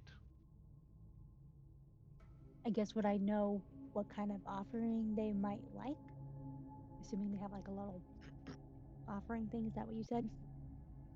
Yep, this deity promises to do good by you if you offer up a uh, coin-based offering. So if you pay Lunareth, typically it's written that she will bless you in some way if you make a monetary offering to her.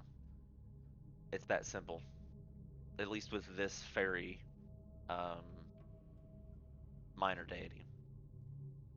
Um, I would like to put in the little offering dish thing 10 gold. 10 gold pieces? Okay. So the 10 gold pieces, when you drop them into the bowl, they actually snap apart and break into like hundreds of little motes of golden uh motes of light, and they're all absorbed absorbed down into the center of the bowl until they're no longer seen. You see you see a small not bright enough to like blind you or anything. It's like more like the bowl itself glows and then lets off a pulse. Roll 1d8, Sienna.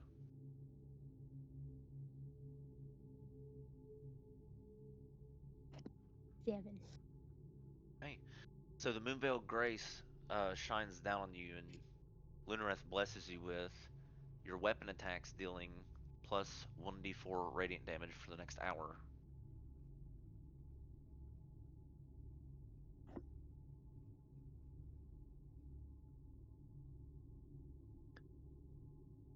I will do a little, I guess you could say, prayer of thanks. But in my head, I'm like, I'm not sure that was worth it, but I am not going to say it out loud. Hopefully, they can't read my thoughts. Maybe I should have given more money, but I will offer thanks because I should not complain. Okay.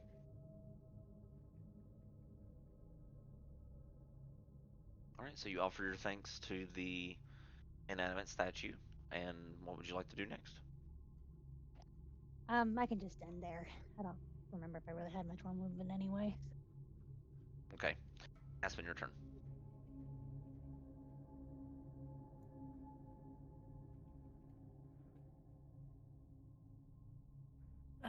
Aspen's gonna go back 10 feet looking for a cup of tea. Do you guys still need help?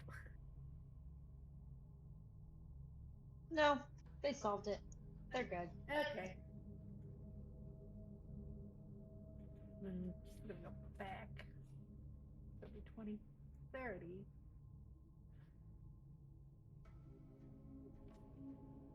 And she's gonna touch her ear for the earring. It's a guy. Magic weird thing, or what looks like magic weird thing over here that I need help with. I don't know what to do with. Hooray, please. And that'll be it.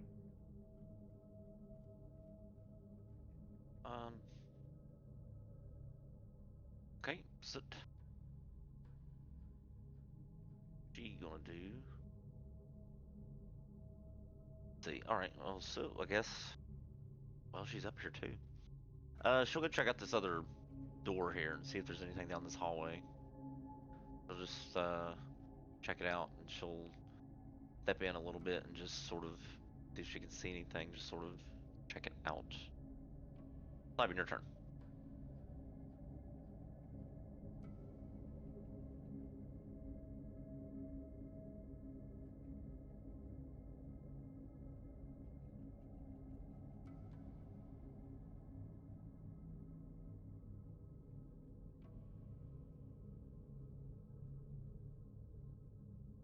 I don't know where anybody went, so that'll be my turn. All right, Ezekiel. Ezekiel will look down at the rope in his hands, and his shoulders will kind of slump, and he'll just let the rope fall and be like, "Yeah, that looks fun." And he'll just kind of sadly just walk this way away from land. So 10, 20,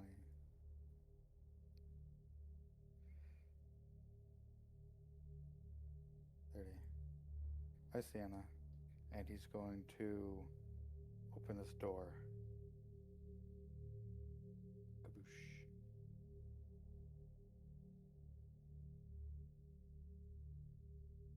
And then he's going to use his action to dash.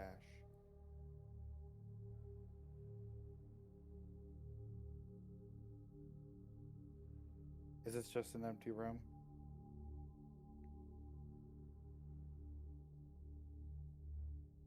Let's see. Let me check out that room.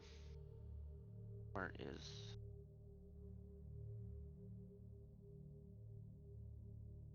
Yeah. You look around the room. It seems to be eerily vacant. Actually, yeah, that room is. Eerily vacant. Okay. He'll walk back into the hallway, and he'll look at Sienna, and he'll be like, "A whole lot of fucking nothing." That'll be his turn.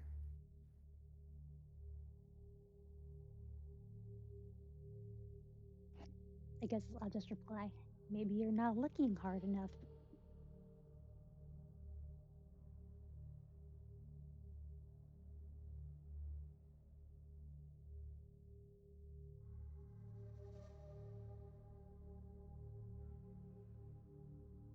He'll just shrug. And just be like, "Guess not." That'll be it.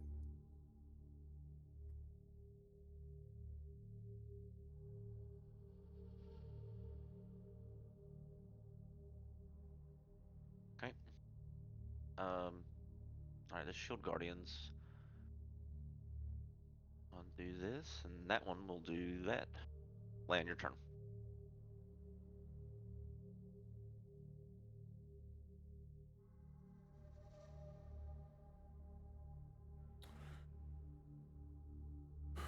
Um,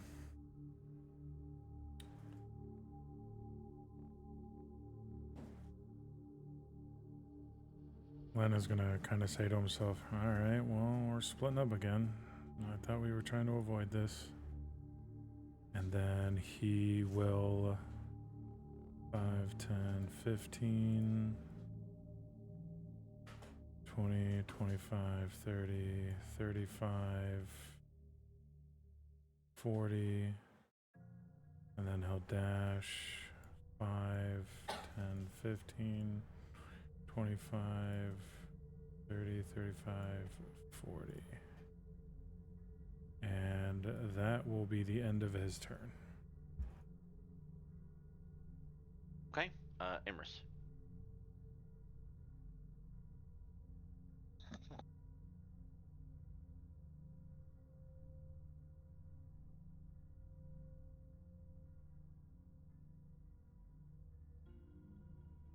And I used dash, ended my turn.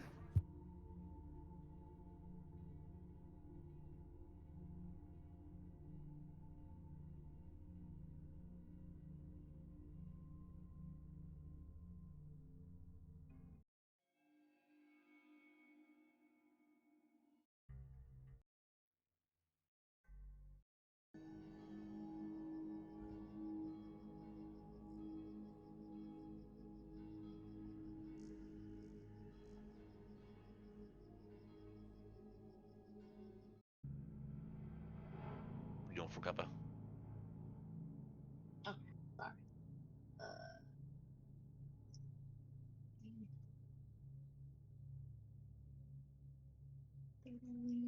use my action to dash, keep up with it.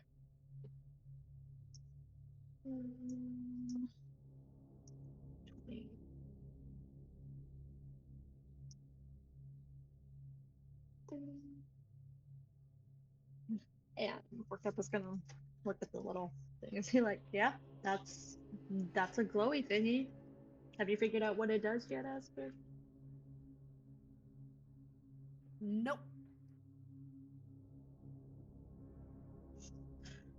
We'll wait one more round and then I'll see if I can figure it out what it is.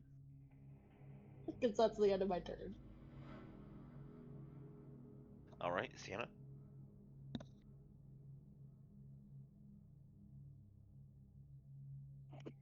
Sorry, I had to beat the cats, but I'm coming back.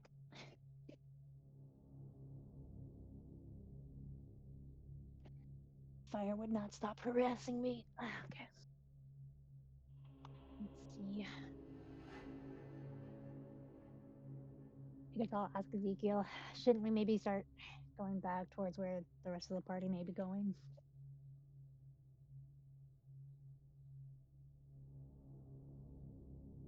I mean, you want to. I'm just trying to stick with someone so I don't get lost because I'm not the best with directions. So, Oh, this opening seems kind of big, actually.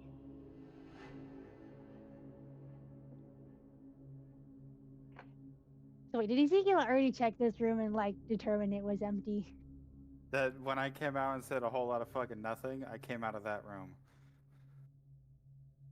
Yeah, it Did was you that room. actually investigate it? No, because I used my action.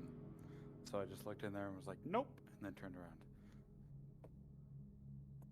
I would like to investigate the room, I guess. If Sure. anything, just looking if for, I guess for nothing else, like possibly any secret like passageways, assuming the room is actually completely empty. Right. I mean, it does seem very odd. It's a big room and it's completely empty. I mean, it is kind of strange. So roll an investigation check.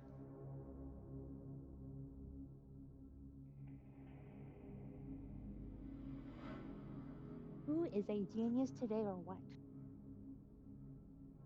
All right. So, Sienna, you look around the room and you take your time and you hum along to yourself a song you've been working on as you investigate the room, and it comes to a point where you find this small, sort of strangely circular and loose stone in the wall. You push it in, and what appears before you is another portal coalesces in the room. That's too big. Ignore that. There we go. That's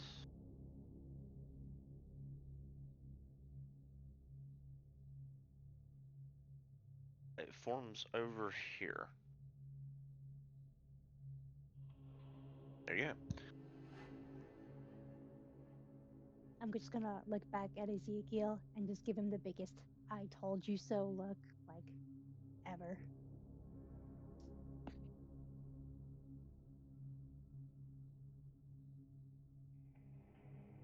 And I guess I will also say on the hearing group chat, guys, I found another portal.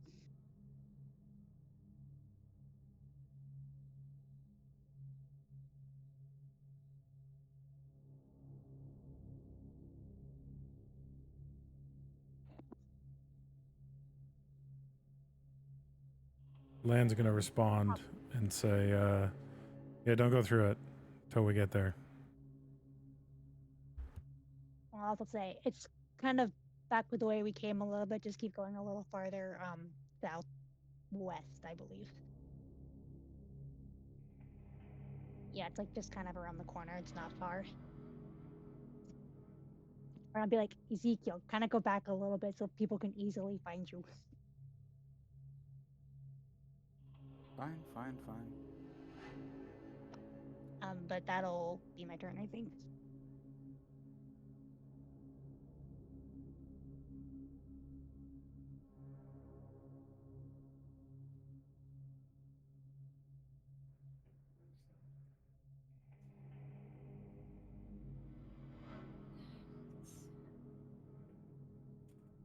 Do I be stupid and just step into this thing?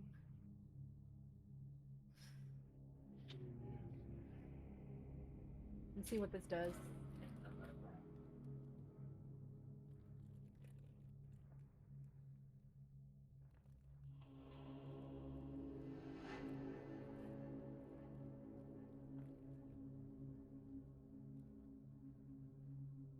With my non-magic abilities, can I see if this good thing gives off good vibes or bad vibes? I mean, I'm not sure how you would be able to tell arcane I wise. would.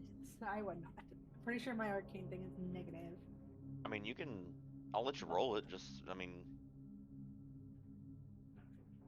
it's not like you don't know what magic is in the world and you've never heard your peers talk about it and tell you things. Like you travel with magic users and they talk about this shit all the time, even though you sort of kind of aren't really listening, but you are there like eavesdropping. So it's not like you're a complete fool when it comes to this stuff. So you can roll Arcana if you feel like you want to try to learn something. 3! No. This it's interestingly shaped, but doesn't seem to be much more than like illuminating. You don't feel any changes in the temperature around you, so you're not sure if it's even really a thing. But nevertheless, you can't tell about the arcane power of it, I want to if take a step any. into it. Okay, you Like step die or into it. die. You step into it, right? The Mhm. this large glyph that you've just stepped into begins to increase in um increase its light, and it sort of bathes you in light upwards, and it feels kind of nice actually. I need you to roll 1d20. Ah! 18. Okay, you are gifted the glyph of the spirit bond. So what you can do is you choose an ally, and for 1 minute, when either of you take damage, the other gains 5 temporary hit points. Okay.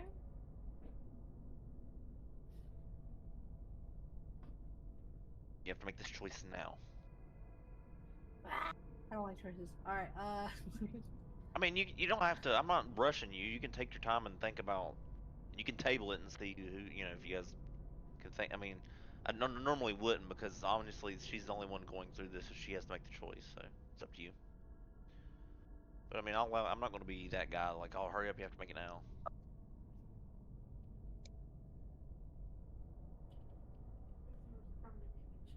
right, that's what I'm trying to think of. Who's most prone to damage?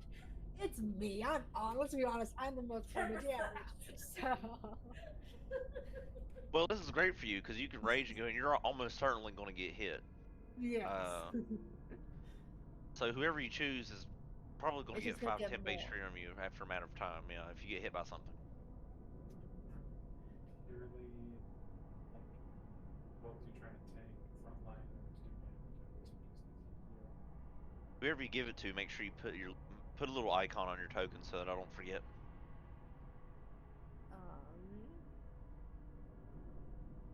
That's all I ask, so that I don't forget that you've got the glyph if you encounter like a boss or something. Nick brought up a good point. So I'm thinking to choose Ezekiel since we both get like hit a bunch. Yeah, I mean it's nothing but good. So Whichever one of you gets hit first, the other will receive 5 temp HP. and that stacks. So like you get hit again, you get another Does it stack? 5 It's temp like HP. Does it stack? Yeah, it's for 1 minute. They just fight Okay. each other back and forth. 1 point of damage. 1 point of damage. I get 5. 1 point of damage. I get 5. Okay, so yeah, I'm gonna choose Ezekiel as the other Yeah. Marathon. I mean it's because you're most certainly. I know We're you're both gonna gonna get hit. yeah you're gonna get hit by something eventually. I mean if it happens within the next minute, of course, right? So yeah, Ezekiel, we sure. gotta go find something to hit us. It only lasts for a minute, so yeah, it works like that. If every round you're getting hit in the next minute or so, then yeah, it works like that. You get 5 temp HP, then the other I'm one gonna go does, run to vice versa. walls. That's cool. We'll get back to that room with the giant construct. Bet. Let's do it. They can just go punch like Lan or something. Punch you back. He's like, boom, there you go. Alright. For the icon, trying to find one.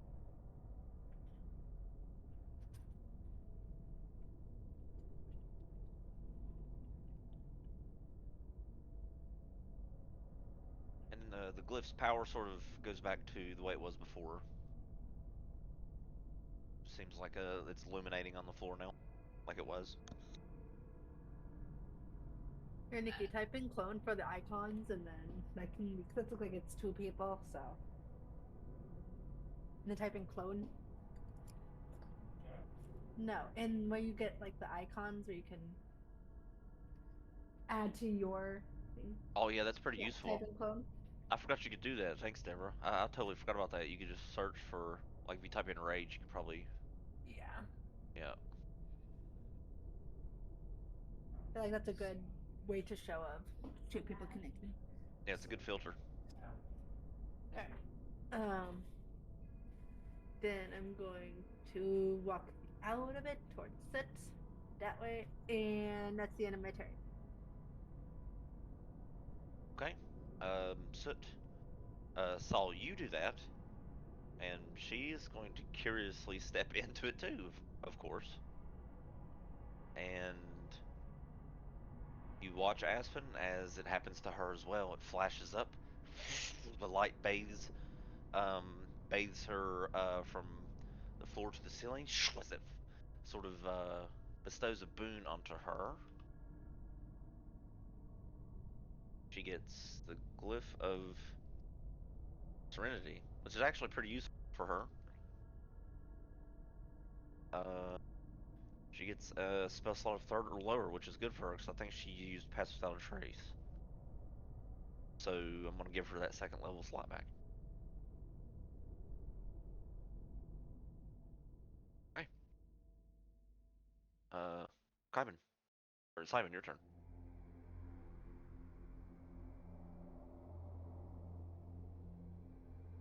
So sorry. I'm just gonna say, guys, come That's touch my this turn. magic circle.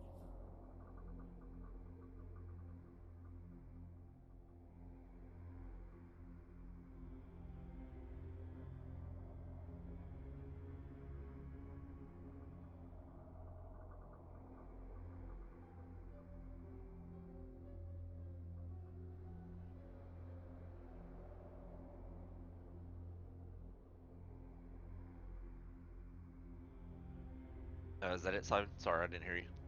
Yeah, that's my turn. Oh, I'm sorry. Ezekiel, your turn.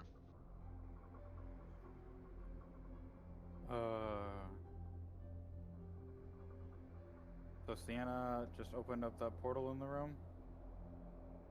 It seems like it, yeah. You saw her walk in, just sort of skipping along, humming one of her songs.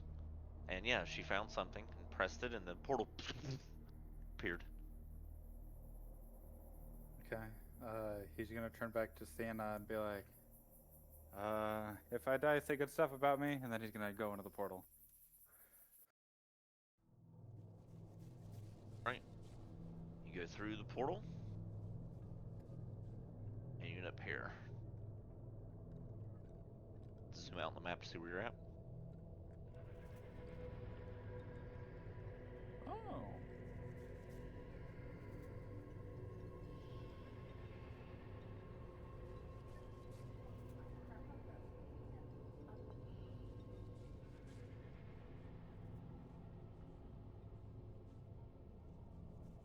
So you turn around, right, after you walk through, and you see these two little globules of flame appear above the portal. Two little motes. Like mobile flames or like on like torches? No, they're just like teal. Like it looks like they're part of the portal. Like it just formed as part of the portal. It doesn't seem like it's targeting you or like it's aiming an attack at you or anything. It's just something you Okay. notice this on this portal now that you've crossed through it. I'm going to grab my earring and I'm going to just say, "Can you guys still hear me? Hello?" and see if I get a response. Yeah, they can hear you. Okay. I'm gonna be like, Sienna, I'm still alive. I just don't know where I am. You should come through the portal, and I will use my action to 5, 10, 15, 20. I will get up here to the door, and I will just wait. Sure thing. And that will be my turn. Okay. This guardian is going to do that, and this one will do that thing. Lan, your turn.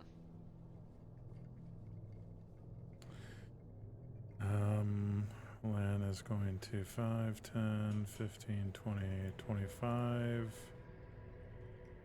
And Lan is also going to step into the circle. All right. So once again, I don't have to illustrate it, I'm sure, but you're washed over by a wave of light. Roll 1d20. 8. Okay, this one's cool, but you're not injured. However, you get the glyph of the tide. I Oh, don't that think would have helps been you. cool. Yeah, it's very good, but um. So yeah, if you have any muscle soreness, but at least that goes away. We'll say my hands were slightly burned from the rope, and so that the burning on my hands is gone. Yeah, it's all soothed and healed up now. So you're like, yeah, that feels great. Please, please. Yeah, so Lan will kind of flex his hands and be like, oh, that feels nice. And Yeah, then it's gonna be nice using the rapier now. You don't have these rope burns. I mean. he's going to kind of look around and say, does anyone know where the fuck Sienna and Ezekiel are? And he's going to walk to here and open the door. No, he's not. He's going to walk and he's going to stop there. And that's going to be his turn. Or I guess did you put that in the chat? Because I can respond if you want. Yeah, sure. I grabbed the earrings when I said that. Like, where the fuck are you guys? Well, Ezekiel went through the portal, so I don't know where he went. But I'm still on this side. I'm not immediately dead. Can you ping your location, please? Am I allowed to do that? Either of you. Because of where I am? I mean, are we allowed to do that? Yeah, I'll allow it. I don't care. Well, Have a I'm little more photo. over Why here. are you all the way up there? It's not like knowing where they're at's gonna. It's not like you guys are gonna be able to do anything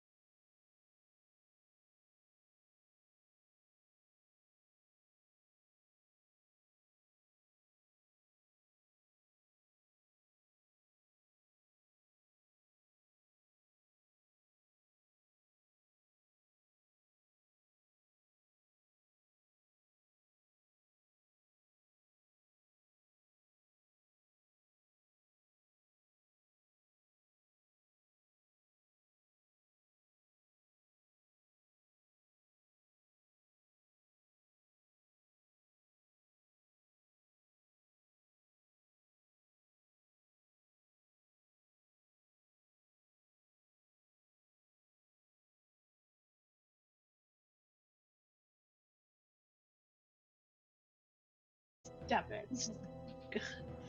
All right, Guess you so can explain what happens. it's a little alarming at first for Cuppa, but I mean you're not like totally terrified, but by it as the glyph lights up. This warmth washes over you from the floor up. Roll 1d20.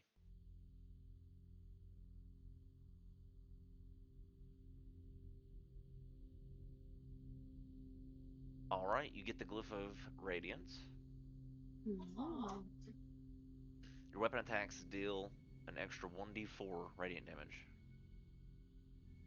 that's cool. So yeah, see, nothing bad Eh, happened. so everybody's getting free blessings, but I had to pay for mine. It's like as soon as that happens, you just like, step back out again. It's like I don't like that. It's creepy. But thank you. Yes, you guys are right. But clarify next time. Don't just say do this thing because it's dangerous. I don't trust. You should by now. I don't trust.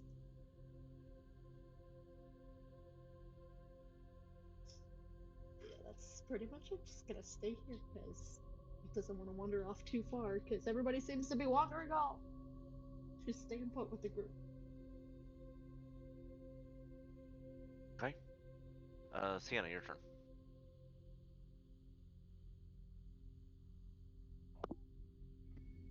Um, I guess through the earring, I'll see if I can contact Ezekiel. Like, I don't know if he can still hear us through the earrings or not. And be like, hey, can you still hear us? He can. Yes, I can. How's it looking over there? As a wise man once said, a whole lot of fucking nothing. You said that about the room we were just in, though, so I honestly don't trust your opinion. I know, and I'm a wise man.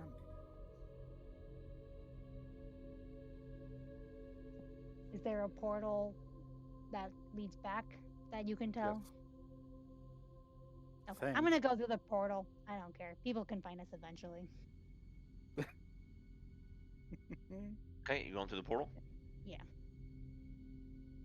Right.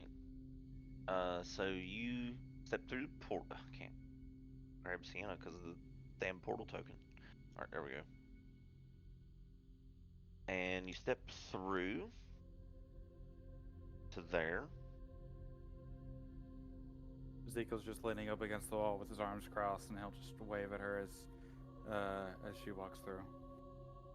So, As she walks Is that a- through Is that a Ezekiel, door behind him? as she walks through, one of those little globules that are above the portal go out. There's one remaining. Oh, that don't seem good. that's not good. Shoot.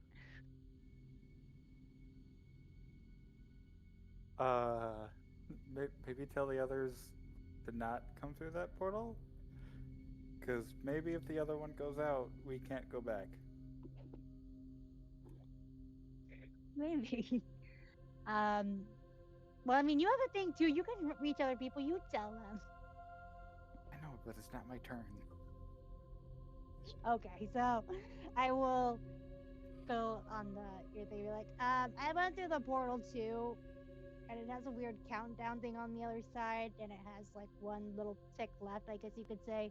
So maybe nobody else go through the portal in case we can't go back through or something. So just be aware if you see the portal, please don't go through it until we can maybe evaluate further.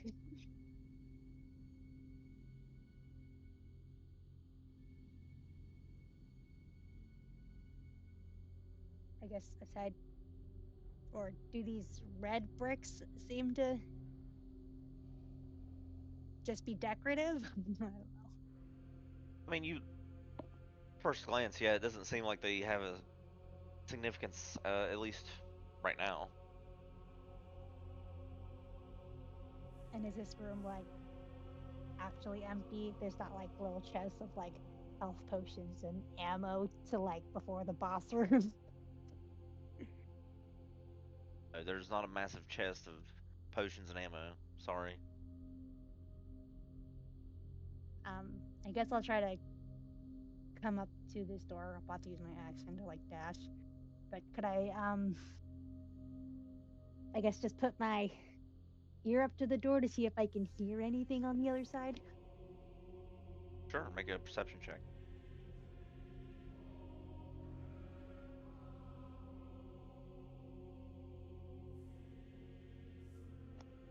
Really. 12. All right. So you do hear something happening on the other end. You hear this sort of raspy and deeper voice. I wish they'd hurry up so we could collect our reward and be out of here.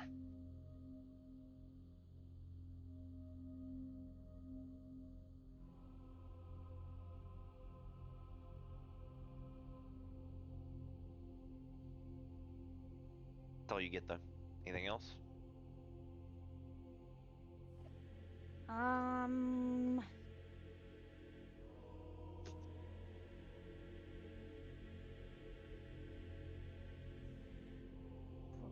Probably not. Uh, yeah, I'll just end there. I don't need to take forever on my turn. All right, Aspen. Okay. Well. I don't know which way to go. I'm gonna go scale, I think. Looks like underneath. That's weird. So that's 15. Nope, door's locked. Well, man, help. Actually, can I just try and kick it down and break the lock that way? Sure, go ahead. Um. Just for simplify, can I just use my big ass shovel to like against like the doorknob lock part, just knock that off? But I'm still working on it. So Yeah. Attack the, yeah, attack Attack the the lock lock. part doorknob thing, yeah. so I will Yeah, go for it. 16 All right, that hits. Roll damage. for. I'm not raging. I forgot to untick it, so it's just 15. Right, so you actually damage the lock sufficiently, and it sort of destroys it. Ah! The shield guardians Well, turn around very quickly at the noise, and they immediately go into combat mode. Their Magitech armor lighting up red. alright, you're gonna be like, well, Ezekiel, you're about to get the hit points. And since I just used my action to do that, Oh, this is new. Bonus action. Going to rage and do the. Where is it? This thing. So it's 5, 10, 15. So it'll both. So that both of them. If they don't attack me, then they have disadvantage. I think that's it. And then. Other You do things your happen roar- if they hit me, but do your yeah, roar of defiance. defiance. Yeah, and it echoes through the room in their direction after you And kick I'll open get the door. salty. And that's all I could do. That's the end of my turn. It's gonna hurt. All right, Soot. We'll look into the room, and one thing you notice, she will step back onto the glyph in order to, I guess, get a shot. But the glyph doesn't bless her anymore. You seem like it's probably some sort of thing where you can only get one. So those of you observing notice that as she goes to shoot at the shield guardian with her bow.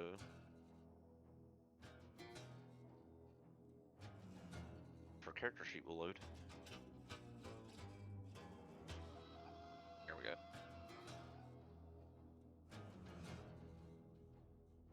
Alright, it's a miss and a hit.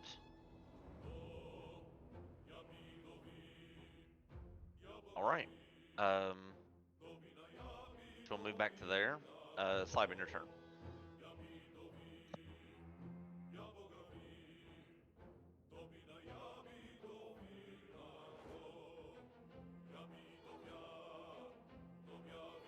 Oh. Interesting.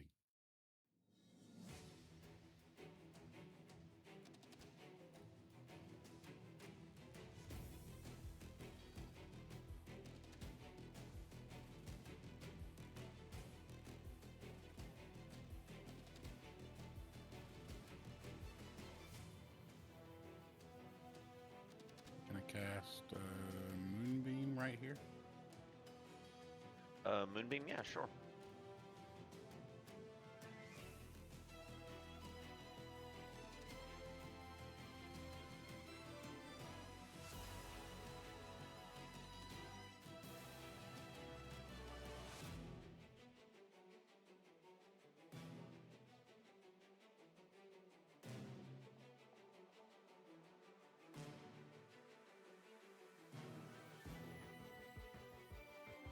All right, Moonbeam. Not a square, damn it.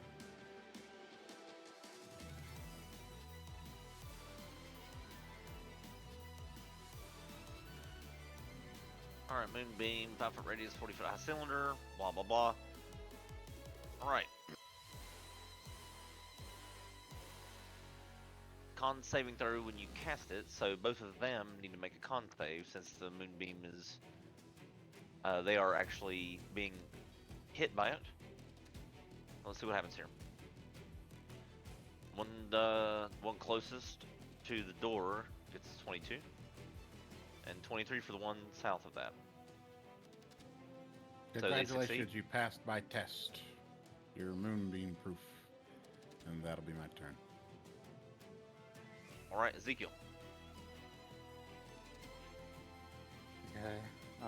He's gonna look to Sienna and be like, "Do you want to go through the door, or what do you want to do?"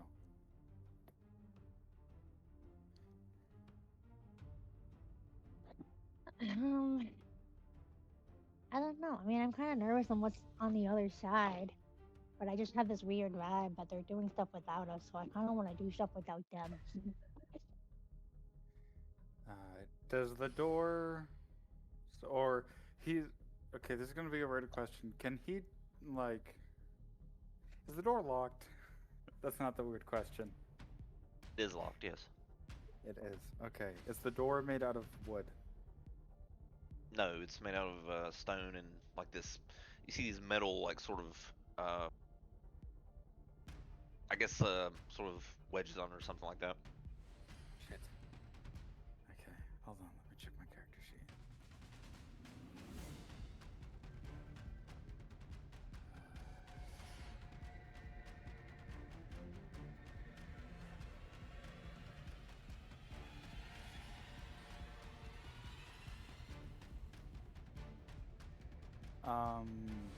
Sienna, are you good at lock picking? No, I have no such skills in that. But, like, are the door hinges on this side, if that makes sense? I don't know if I can ask that if it's not my turn.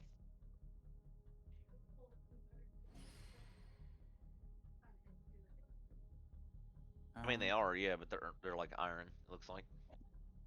I don't. We can't just like pull them out, sort of. Well, I'm gonna do something really dumb. I'm going to back up about 10 feet, and I'm going to just take a running charge right at the door, see if I can bust the lock. It's gonna work Okay. eventually one of these They're times. gonna know we're here. And they're gonna know we're here if we just walk into the door all like, "Oh, what's going on in here?" They're gonna know we're here either If way. it's locked, we couldn't go in the first place. I'm heading at the door.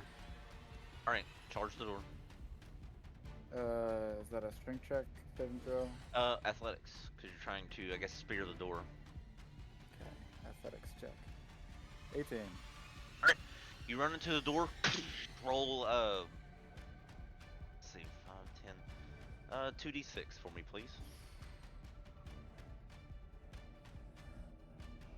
All right, you take 9. 9 points of bludgeoning damage as you run into a stone and steel door. It makes a loud noise. Your head is ringing and sort of doesn't feel very pleasant. He'll kind of hold his shoulder and just be like, "Ow, that hurt." You're not supposed I'm- to do it with your shoulder, dummy. I'm guessing the door didn't budge, so No, not at all. okay.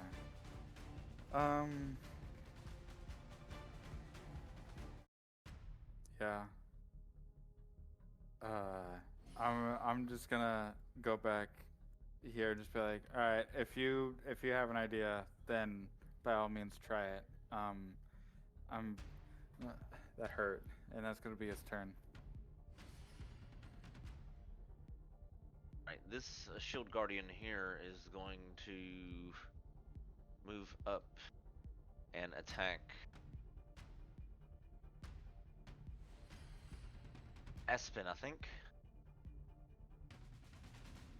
because of Roar of Defiance. All right, 2 fist attacks, heading for Aspen. 26.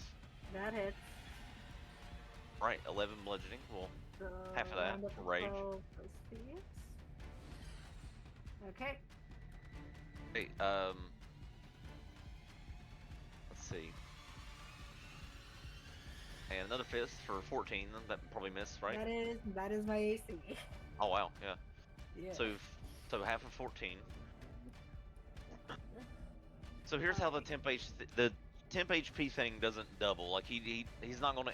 Ezekiel, you get 5 temp HP because she took an attack, right? But if she takes another attack from a multi-attack, it's not like it gives you 10, right? It just resets you back at 5. Do I feel like a tiny little bolster? I'm like, to my being. Sure, yeah. I mean, you were sore and rattled from hitting the door, but you feel a little bit of that that aching go away.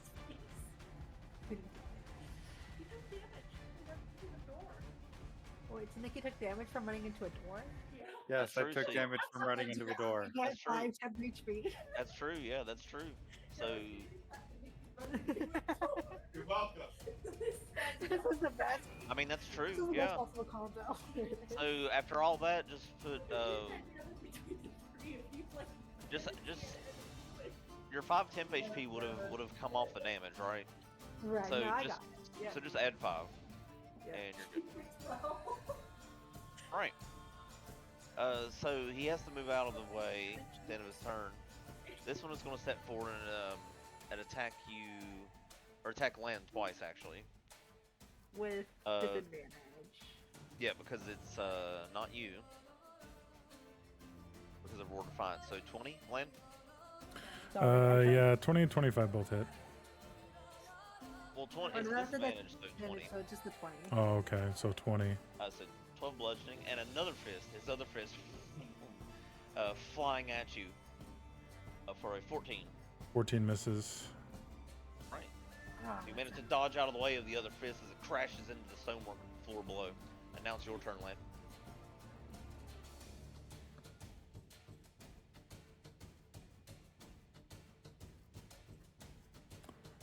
Let's see.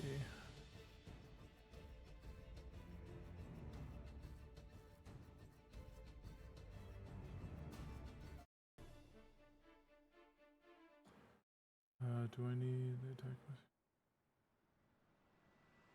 Alright, so yeah, I'm going to target the shield guardian in front of me with Veil Piercer. And no, it's a normal roll. Alright. 29 That hits. for 31 points of damage. Right, yeah, so you found a critical point with the rapier and stab that part of the construct, and it sort of opens up like a crack in the Magitech armor, but not like noticeably big. You just find like a way through to hit a critical point. And then, Anything else? yes, I'm going to use one use of Whales from the Grave. So the second shield guardian should get roll half the number of sneak attack dice for your level, round up. So I roll. I'll roll half. 4. No, round up. So 5. I roll 5. What? D6. Wait, half the number of sneak attack dice for your level. So yeah, I think so. All right. So Yeah, I think I'm reading that right. Yeah. yeah, 5d6. So it takes. So this one over here takes 14 points of necrotic damage.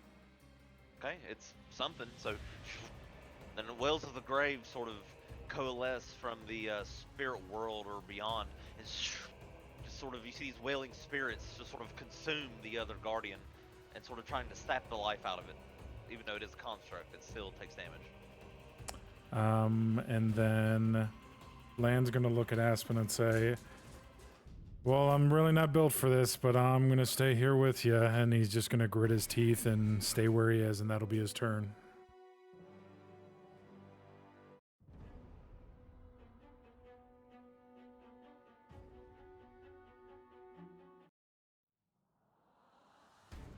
Emrys.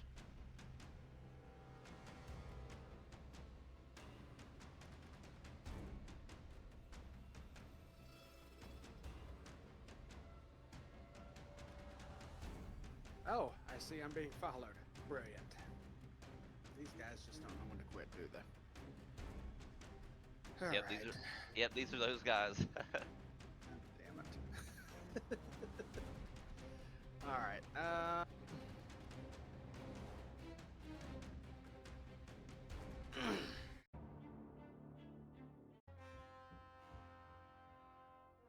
Nope, not doing that. Let's see. I'm going to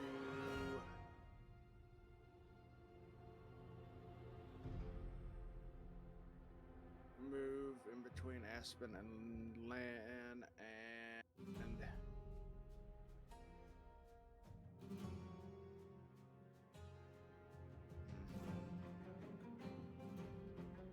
no, no. Instead, I'm gonna do this. I'm gonna use Rolling Thunder on the big bad and ugly. All right, Rolling Thunder on the Shield Guardian. All right, Bell Note. So it ripples through from your outstretched hand, rolls forward in a line. Each creature in the line must make a Constitution saving throw. So that's Lan and the Shield Guardian. Are we deafened for 1 minute? Okay. So this Shield Guardian must make a con save, and so must Lan. 14. I think he probably fails. So he's deafened by that. So he's cannot hear. Let me find it.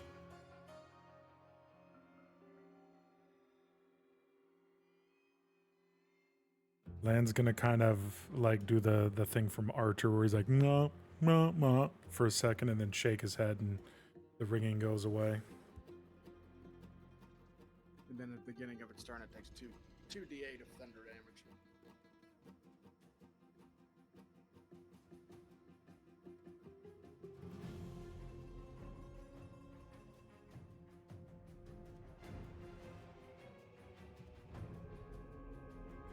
All right. Let's see. Right. Okay. So disadvantage. I'm just making sure I got this right. Creature made of material. Okay. Oh, he failed anyway. I think he would have had disadvantage, but he failed anyway, which is a good thing. 2d8 thunder, start of his turn. Alright, so when his turn comes around, he's going to take thunder damage. Alright, for cover.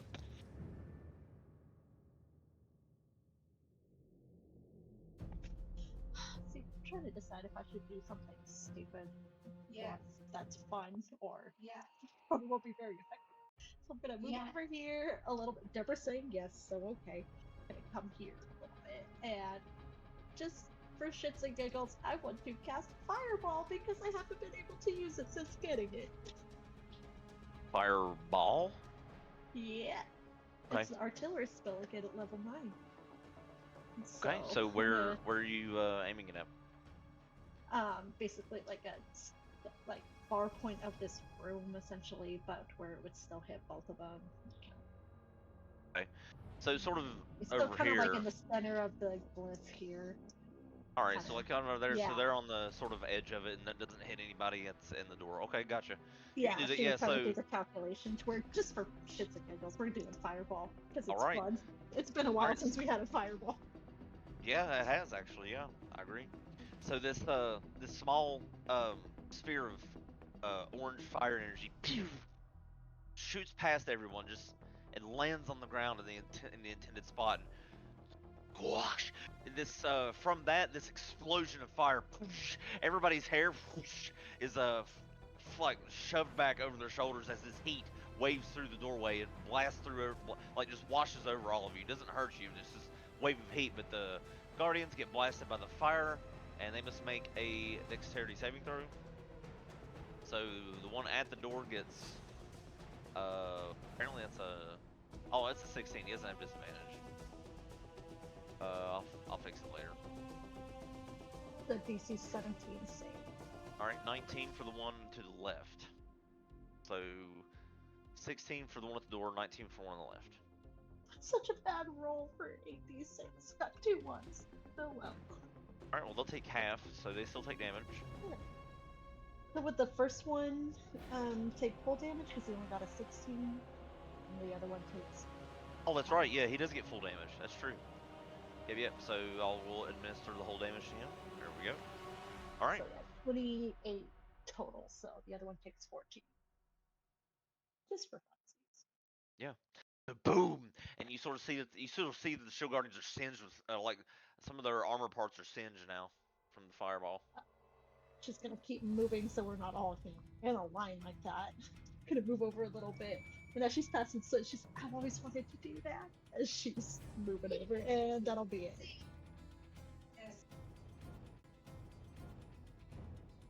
All right, Sienna. I guess I'd like to put my ear on the door again and see if there's been any reaction on the other side from Ezekiel's failed attempt.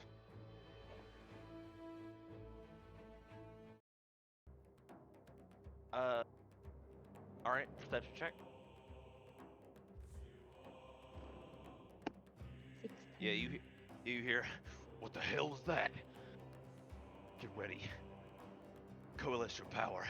And you hear the drawing of weapons. Sounds like they're maybe not going to open the door.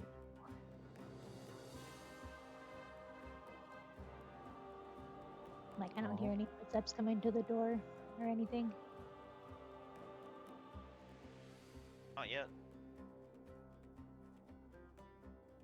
It definitely sounds like the projection of their voice is coming towards the door. Cool. Well, I'm going to cast greater invisibility on Ezekiel.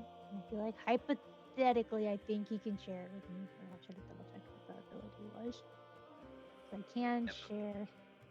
Yeah, if it'll let you do a spell level 4 with spell each like that, other. that's pretty crazy. Which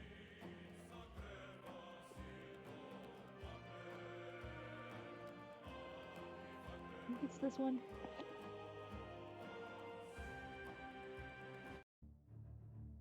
Oh wait, no, I have to do. Okay, can I retroactively give him inspiration first and then do that? I'll allow it, yeah. Okay, so I'll use an inspiration. He can share his inspiration with me, and then we can cast this, and then I think hypothetically we should be able to share it. Yeah, inspiration is a bonus, and then that. Sure, that'll work. Okay.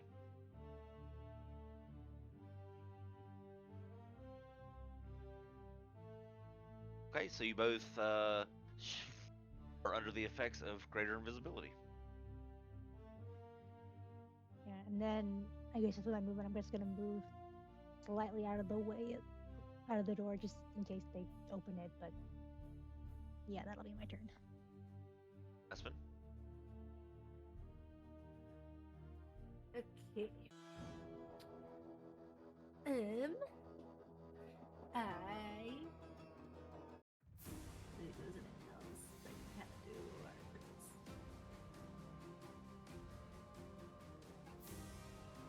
Alright, I'm hit the one in front of me with my big ass shovel. Okay. Recklessly.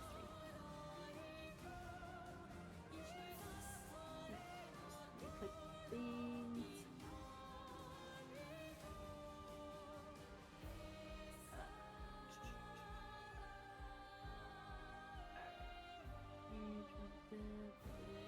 Okay. Damage. 27. That'll hit.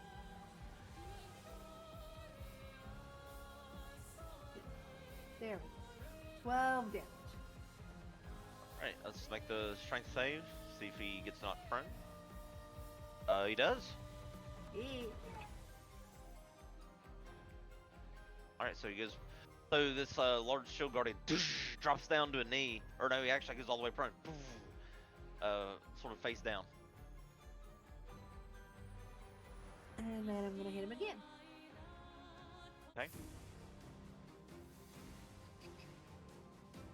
Nat 20. Oh god. Oh man. God, freak out. This is gonna hurt. Fuck him up. Gonna hurt. And then can I do that? And then turn on. Yeah. I've never done that because let's see, to map it. Yeah, it's gonna be pretty massive. Alright. So 19, one- so 22 just of that. So one more weapon damage die, right? So that's 2d6 weapon damage die. Yeah, 2d6. So rolling 2d6. another Oh, 2d6 plus 5. Another 2d6 plus 5 because your weapon damage is your proficiency and what the weapon does combined. So yeah, 2d6 plus 5. Another one. Charge 2d6 plus 5 for 19. Right, 12 So plus 7 that's- plus 9 That's plus 3. 31 damage. And that's including rage, I think, yeah? Yeah, all that, the 3, 12, 7, and 9 is 31. Alright. Creature's prone and you see Aspen just with her shovel actually just hits it so hard. She takes off a massive shoulder pauldron of armor from the shield guardian and smashes it to pieces. Yeah.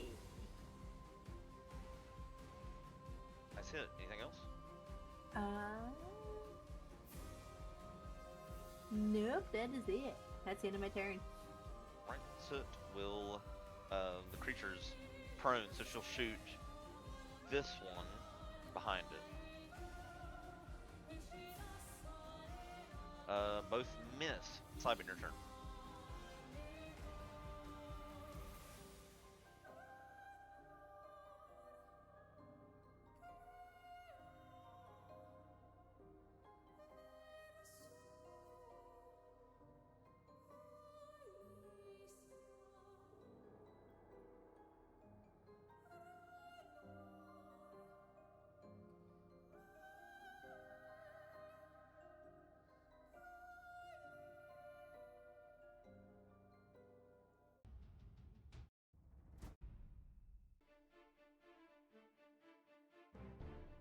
Simon, I think this is your first time stepping that thing.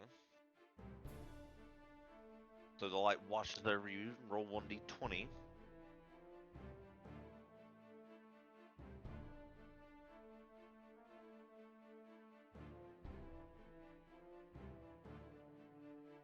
Alright, this is actually really good for you. The I'll Glyph take of really good. Serenity.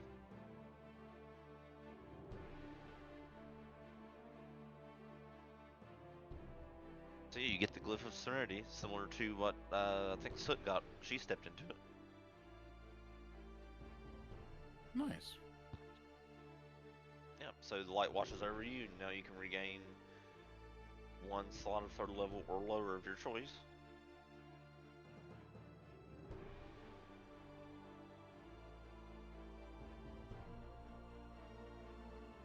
I'll cast Aura of Vitality. Okay. Aura of Vitality. Alright, Let me see. Let me make sure I got your aura turned on. Let's see. Yep. So your aura, if you establish your aura, it should turn on that 30-foot radius around you. But yeah, pretty much going to hit everybody. There you go. Yep. So yeah, that's the aura of vitality extends out from Tybin. You guys feel this sort of fungal energy just sort of weave its way in between you, and there you go. So you're now in that aura. And then I'll use a bonus action to heal Aspen. With healing word or Another bonus action. oh no, for, the aura. My bad. Yeah, I'm shit. I didn't read it all the way through. Yeah. So nice. Hell yeah. That's max. And that'll be my turn. So she gets 12 hit points back, and Ezekiel. Okay. Is greater invisibility the one where if you do an action while invisible, it doesn't like immediately deactivate it, or is that a different one? You have to be. I mean, like they have to do more than just simply bump into you. Like they have to shove you or attack you with a weapon to reveal you, or you have Right, to but attack. like, You have to it's attack like- with a weapon. Okay. So like me casting a spell that's not like an attack spell wouldn't drop it.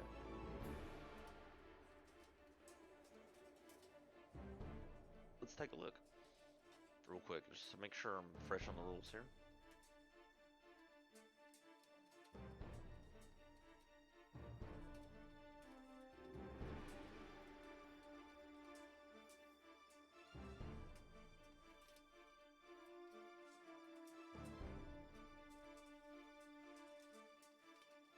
Greater invisibility. All right, I got it. Let me just be sure.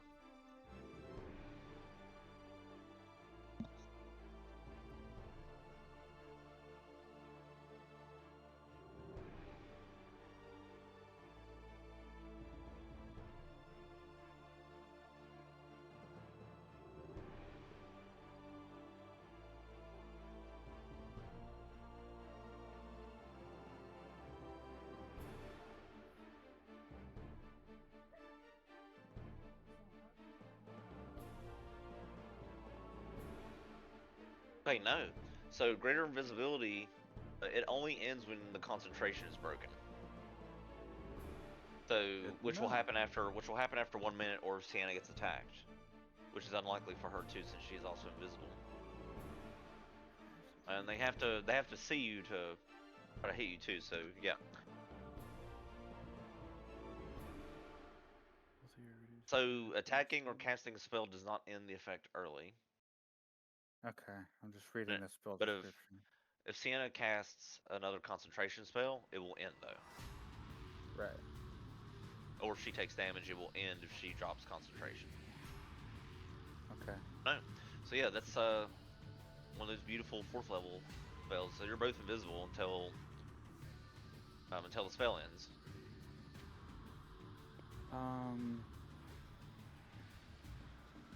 I will walk up to her and kind of wave my hand around until I find her. And then I will cast Heart to Heart on her. I used to have that spell, and I used it like once. But anyway. Yeah. Okay. So he casts that Heart to way- Heart on Sienna. Very well. Yeah. So that way we both heal and are technically stabilized if we die. And True. He will sit here and he will take out his greatsword and he will just wait on the corner of the wall and just wait for someone to pop out. Right. I like it. Y'all are just buffing each other. I dig it. All right, this Shield Guardian is going to move into the space and attack Aspen. All right, 2 fist attacks on Aspen. 18 and 24. Yeah, those both hit. Yep. Let's see. So 20, so 10. Okay, that much easier now. All right, he steps back into that space, and then the guardian at the door is also going to attack you. Ezekiel, you get 5 temp HP, don't forget. 22 and 19. So those both hit, I'm sure. For 17 half, whatever it is. I trust you to half it. And Lan, your turn. Isn't the one up front, or is he not dead yet? Or is he? No, he's not dead. He's just prone. He stood up. Yeah, he stood back up, and now he's attacking. Okay. Yeah, he's. Okay. I mean, yeah, he's deaf, but he can still attack. Okay. Okay, never mind. I got confused. We're good. No, yeah, he's deaf, like he can't hear, right? But he doesn't need to in this scenario at least. Just resets your temp HP to 5 whenever she takes damage. Okay. Cool. Okay, Lan, your turn. You're also deaf, I think. Oh no, you No, resisted? I saved. Okay, you're good. Then. Go ahead. I'm gonna try and make another attack against the shield guardian in front of me. Oh yeah, 24 that hits. for 21 points of damage. Okay. And then I'm gonna use another use of Wails from the Grave. So that's what, 5d6. That's much better. So this one over here takes 19 points of necrotic damage. Okay, the Wailing Spirits attack the other shield guardian, and yes, he takes 19 points of damage from that. And Lan is going to stay where he is, and that'll be it. Okay, Emrys.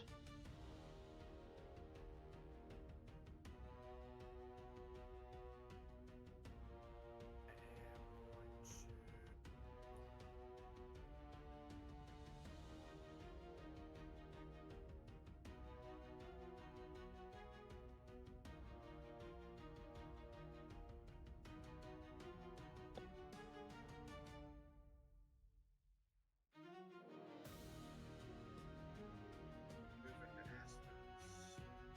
Stop for just a second, and I'm going to inhale deeply, and I'm going to roar and let out Dragon's Breath at fire damage. All right. I'm sure you're going to angle it in a way that it doesn't hit. It can't hit Lan from there. So yeah, you can hit them both. But all right. So yeah. So Emrys coalesces these dragon scales and on his neck, and this sort of dragon's breath attack shoots out in the direction of the 2 shield guardians. They must make dexterity saving throws. 13 for the one at the door, 9 at the one to the left. Those are 2 fails. Yep, they both fail. All right, that's 5 points of fire damage. So this shield guardian, that you managed to kill it with the dragon's breath, and then this one behind him will take the fire damage. So nice. Where was it in my turn now? Okay, Orgava. Similar vibe of moving over so I can kind of see people. Can I shoot my firebolt cantrip at this guy who's still alive? I can kind of see him. Hold on. The corner. Our bolt. Yeah, just my Okay. cantrip. I keep rolling my big spell. That hits. That's can't add 17 points of damage. Alright. Yep. So boom, he gets hit by the firebolt. Anything else? Nope. And she's gonna step back, just trying to get it. Gonna stay out of the way. That's Okay. it. All right then, Sienna. Your turn.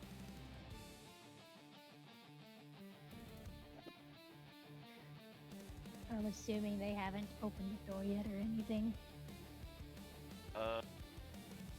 Good question.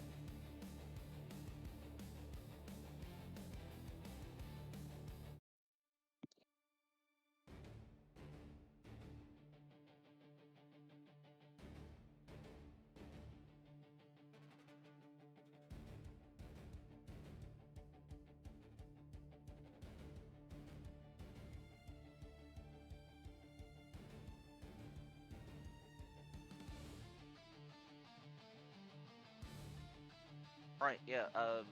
So the door is unlocked and it opens, and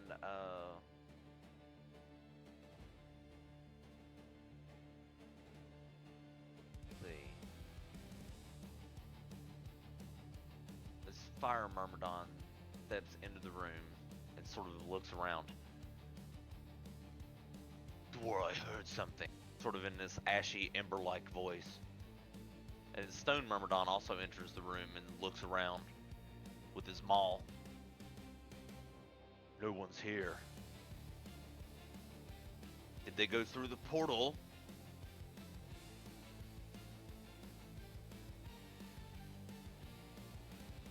Not sure. So they're sort of discussing with each other what they heard and why the room's empty. I guess, can I move while they're doing that? Yeah. I want to open the door. Or I guess, is the door open still, or did they close it behind them? They closed it behind them Ah, no. because they didn't want whoever they were about to find to escape from that door and get away. I want to go through the door, but I don't Fuck. want to. God. Well, yeah, if the door opens, I mean, whoever's in the room's gonna be like, why did the door just fucking open on its own? Maybe we can kill them beforehand. Let me see if there's spell I feel like I'm gonna waste all my high level spells in here. Oh wait, oh no, I can't do that. I'm not in a forest. Oh wait, no, it's Constitution anyway.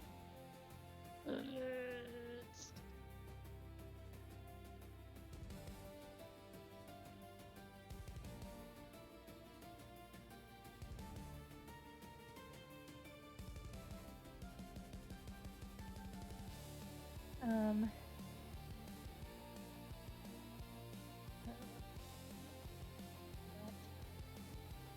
Holy increase to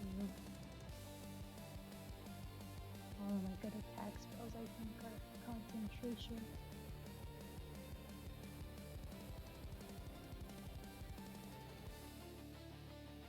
Well, I guess I could do this, but it just no, that won't do it. Rune invisibility, whatever it is. Holy. I know, but it's like I only have one 4th level spell slot left, and I don't want to maybe waste it yet. I'm If the trying to door opens, whoever's in that room, it's not like they're gonna all like. I mean, they might be looking in the direction of the door, but they're not gonna see anything unless it's Yeah. someone with a true sight. That's. I'll just go ahead and tell you, there's not somebody in the room with true sight. I guess I want to cast Dissonant Whispers on the one that's closer to the portal. Okay.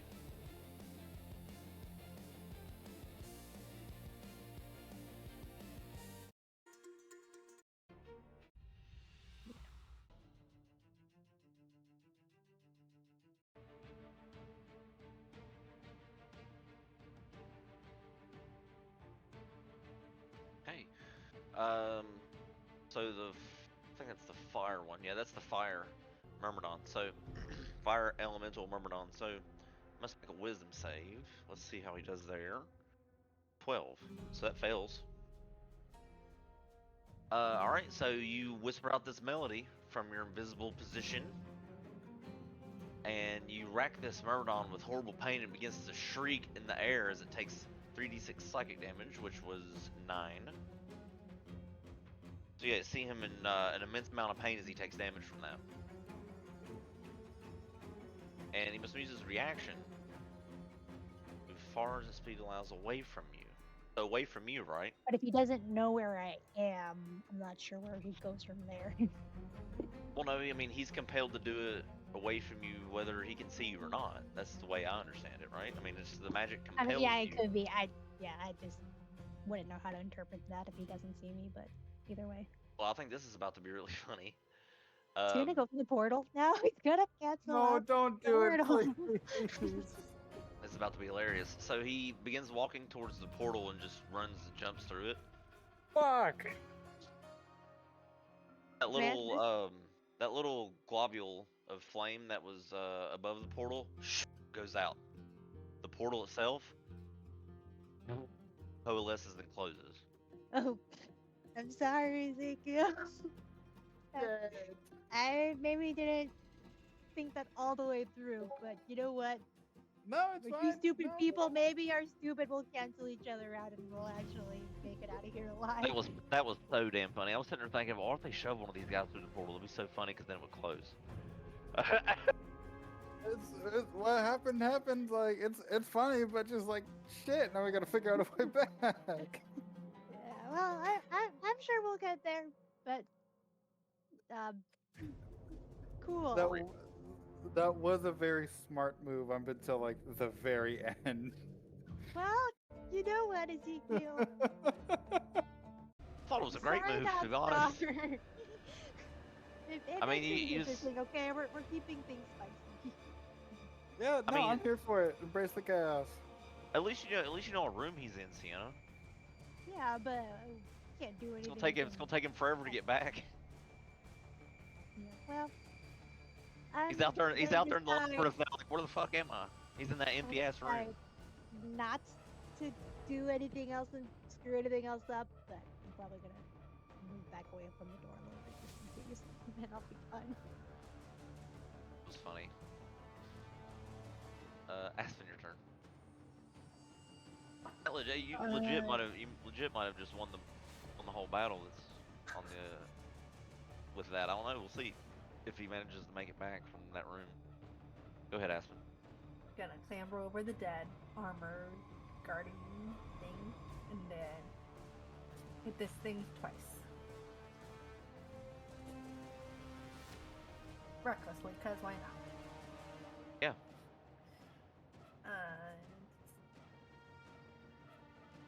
Don't think I need to pick anything else. Alright. 15. Wow. Miss. Gonna do it again. 22, there we go. That hits. 13 damage. All right. He gonna make a strength check to make sure he doesn't go prone, and he stays standing. He stays there. Okay. And that's it. All right. So it's Earth and Myrmidon. Okay, you guys are still invisible. The portal closes, and he sort of looks in shock. He's like, "What happened?" And he's sort of shouting to the wall.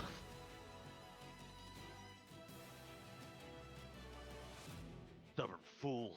He turns around, and he'll spend his turn going back into the room.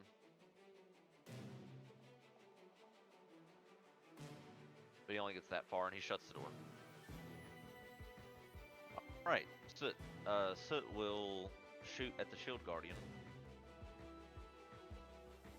In a way, it's good that he's still standing, because prone targets would have disadvantage, so... Either case... Let's see what happens here. So 20... Yeah, first one, first attack hits. Okay. Alright, Simon.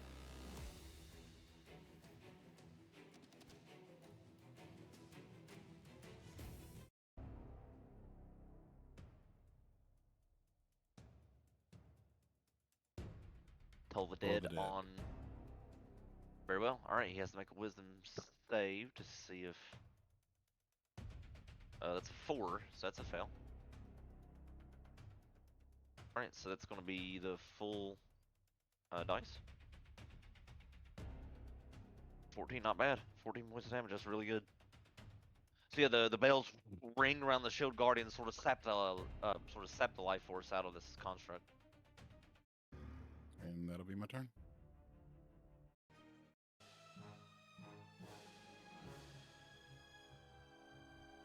Okay.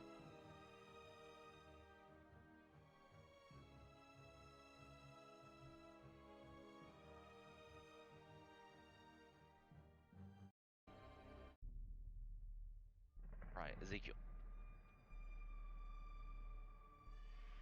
will go up to the door and check if it's locked again. It's not. It's not locked. Okay, cool.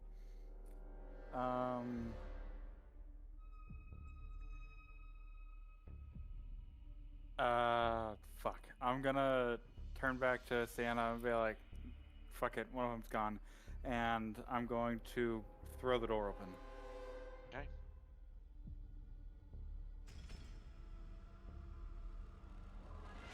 Oh.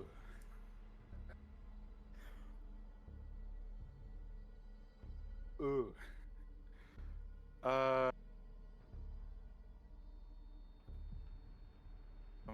gonna take a step back to right there. And I'll use my action because heart to heart is not concentration, it just lasts for an hour. I will use my action to cast Aura of Vitality. Okay. So you turn on aura 2. Yeah. All right. So we're past the time where we would normally end, right? What do y'all want to do? Because if you get in a Ezekiel, if you get in a battle with these guys, it's gonna drag us out for a long time. Yeah, I'm more just like I didn't want to engage them. I just wanted to prep Sienna and I for combat. But I don't want Okay. to engage them unless they're like, oh, someone's over there, and then they swing. No, even after the door opened, that Myrmidon is still like walking back to the sort of, I guess, to the group, to the his allies there. He hasn't looked over his shoulder and wondered why the door opened. It doesn't work like that. Okay. So they So don't then, see you. Yeah, they still don't know you're there. okay. So then, how long is that for? Up to a minute? Yeah. So you got like 7 more rounds or something of it. Okay. So We only had it for like Nah, one round. So nah, maybe more than that. So like it's 9 more rounds. so yeah, yeah, actually wouldn't that 9 be more like rounds. Yeah, yeah, 9 more rounds. Assuming it's not dropped. yeah, or I die. Uh.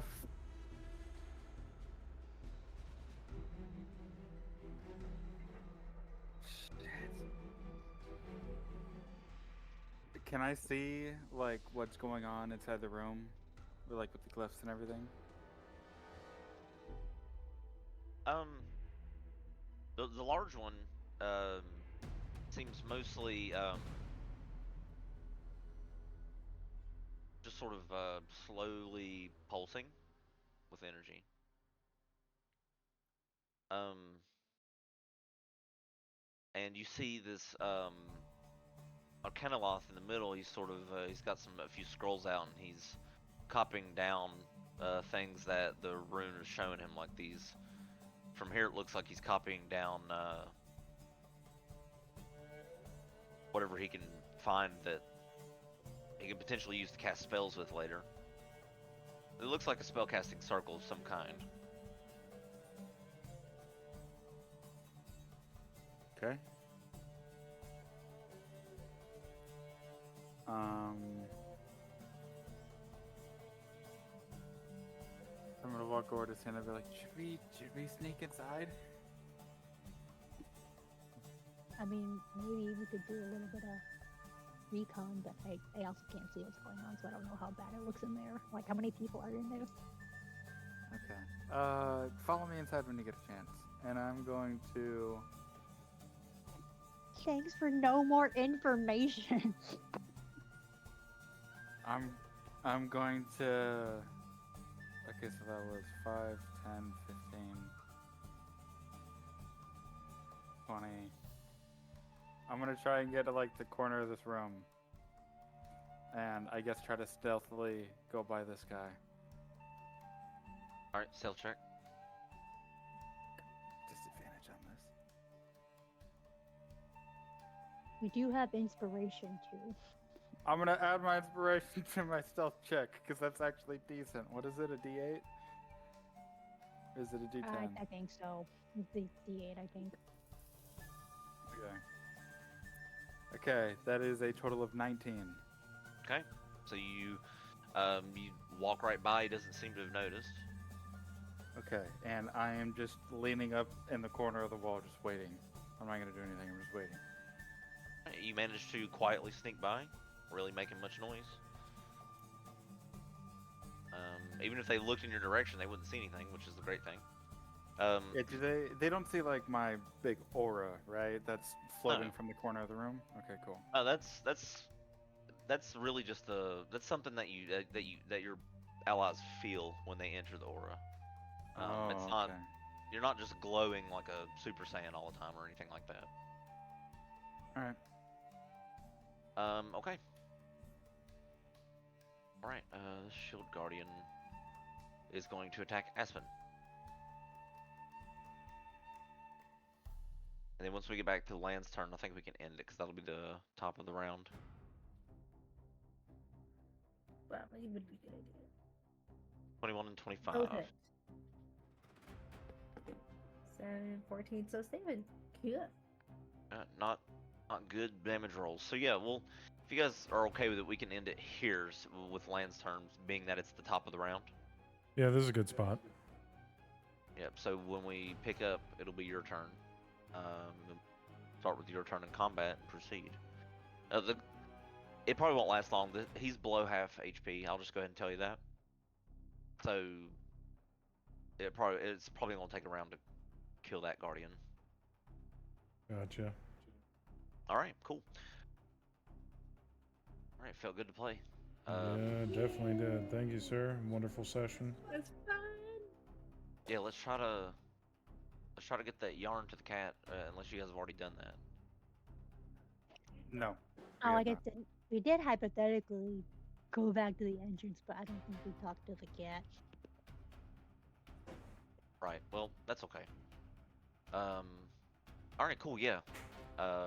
Really cool shit coming up with the yarn and the cat. It was pretty cool. I can't wait to see that. So we'll see if you guys survive what's happening here in the dungeon. You made some really smart decisions. The portal thing was funny, and I may have ironically just like swung the potential fight in that room in your favor.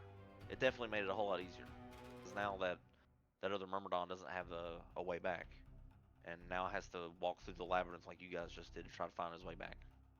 So Nice. yeah, so potentially he could be gone. He could be gone. Okay, So well, yeah, it's I looking don't good. know if you'll ever run into any of the other party members.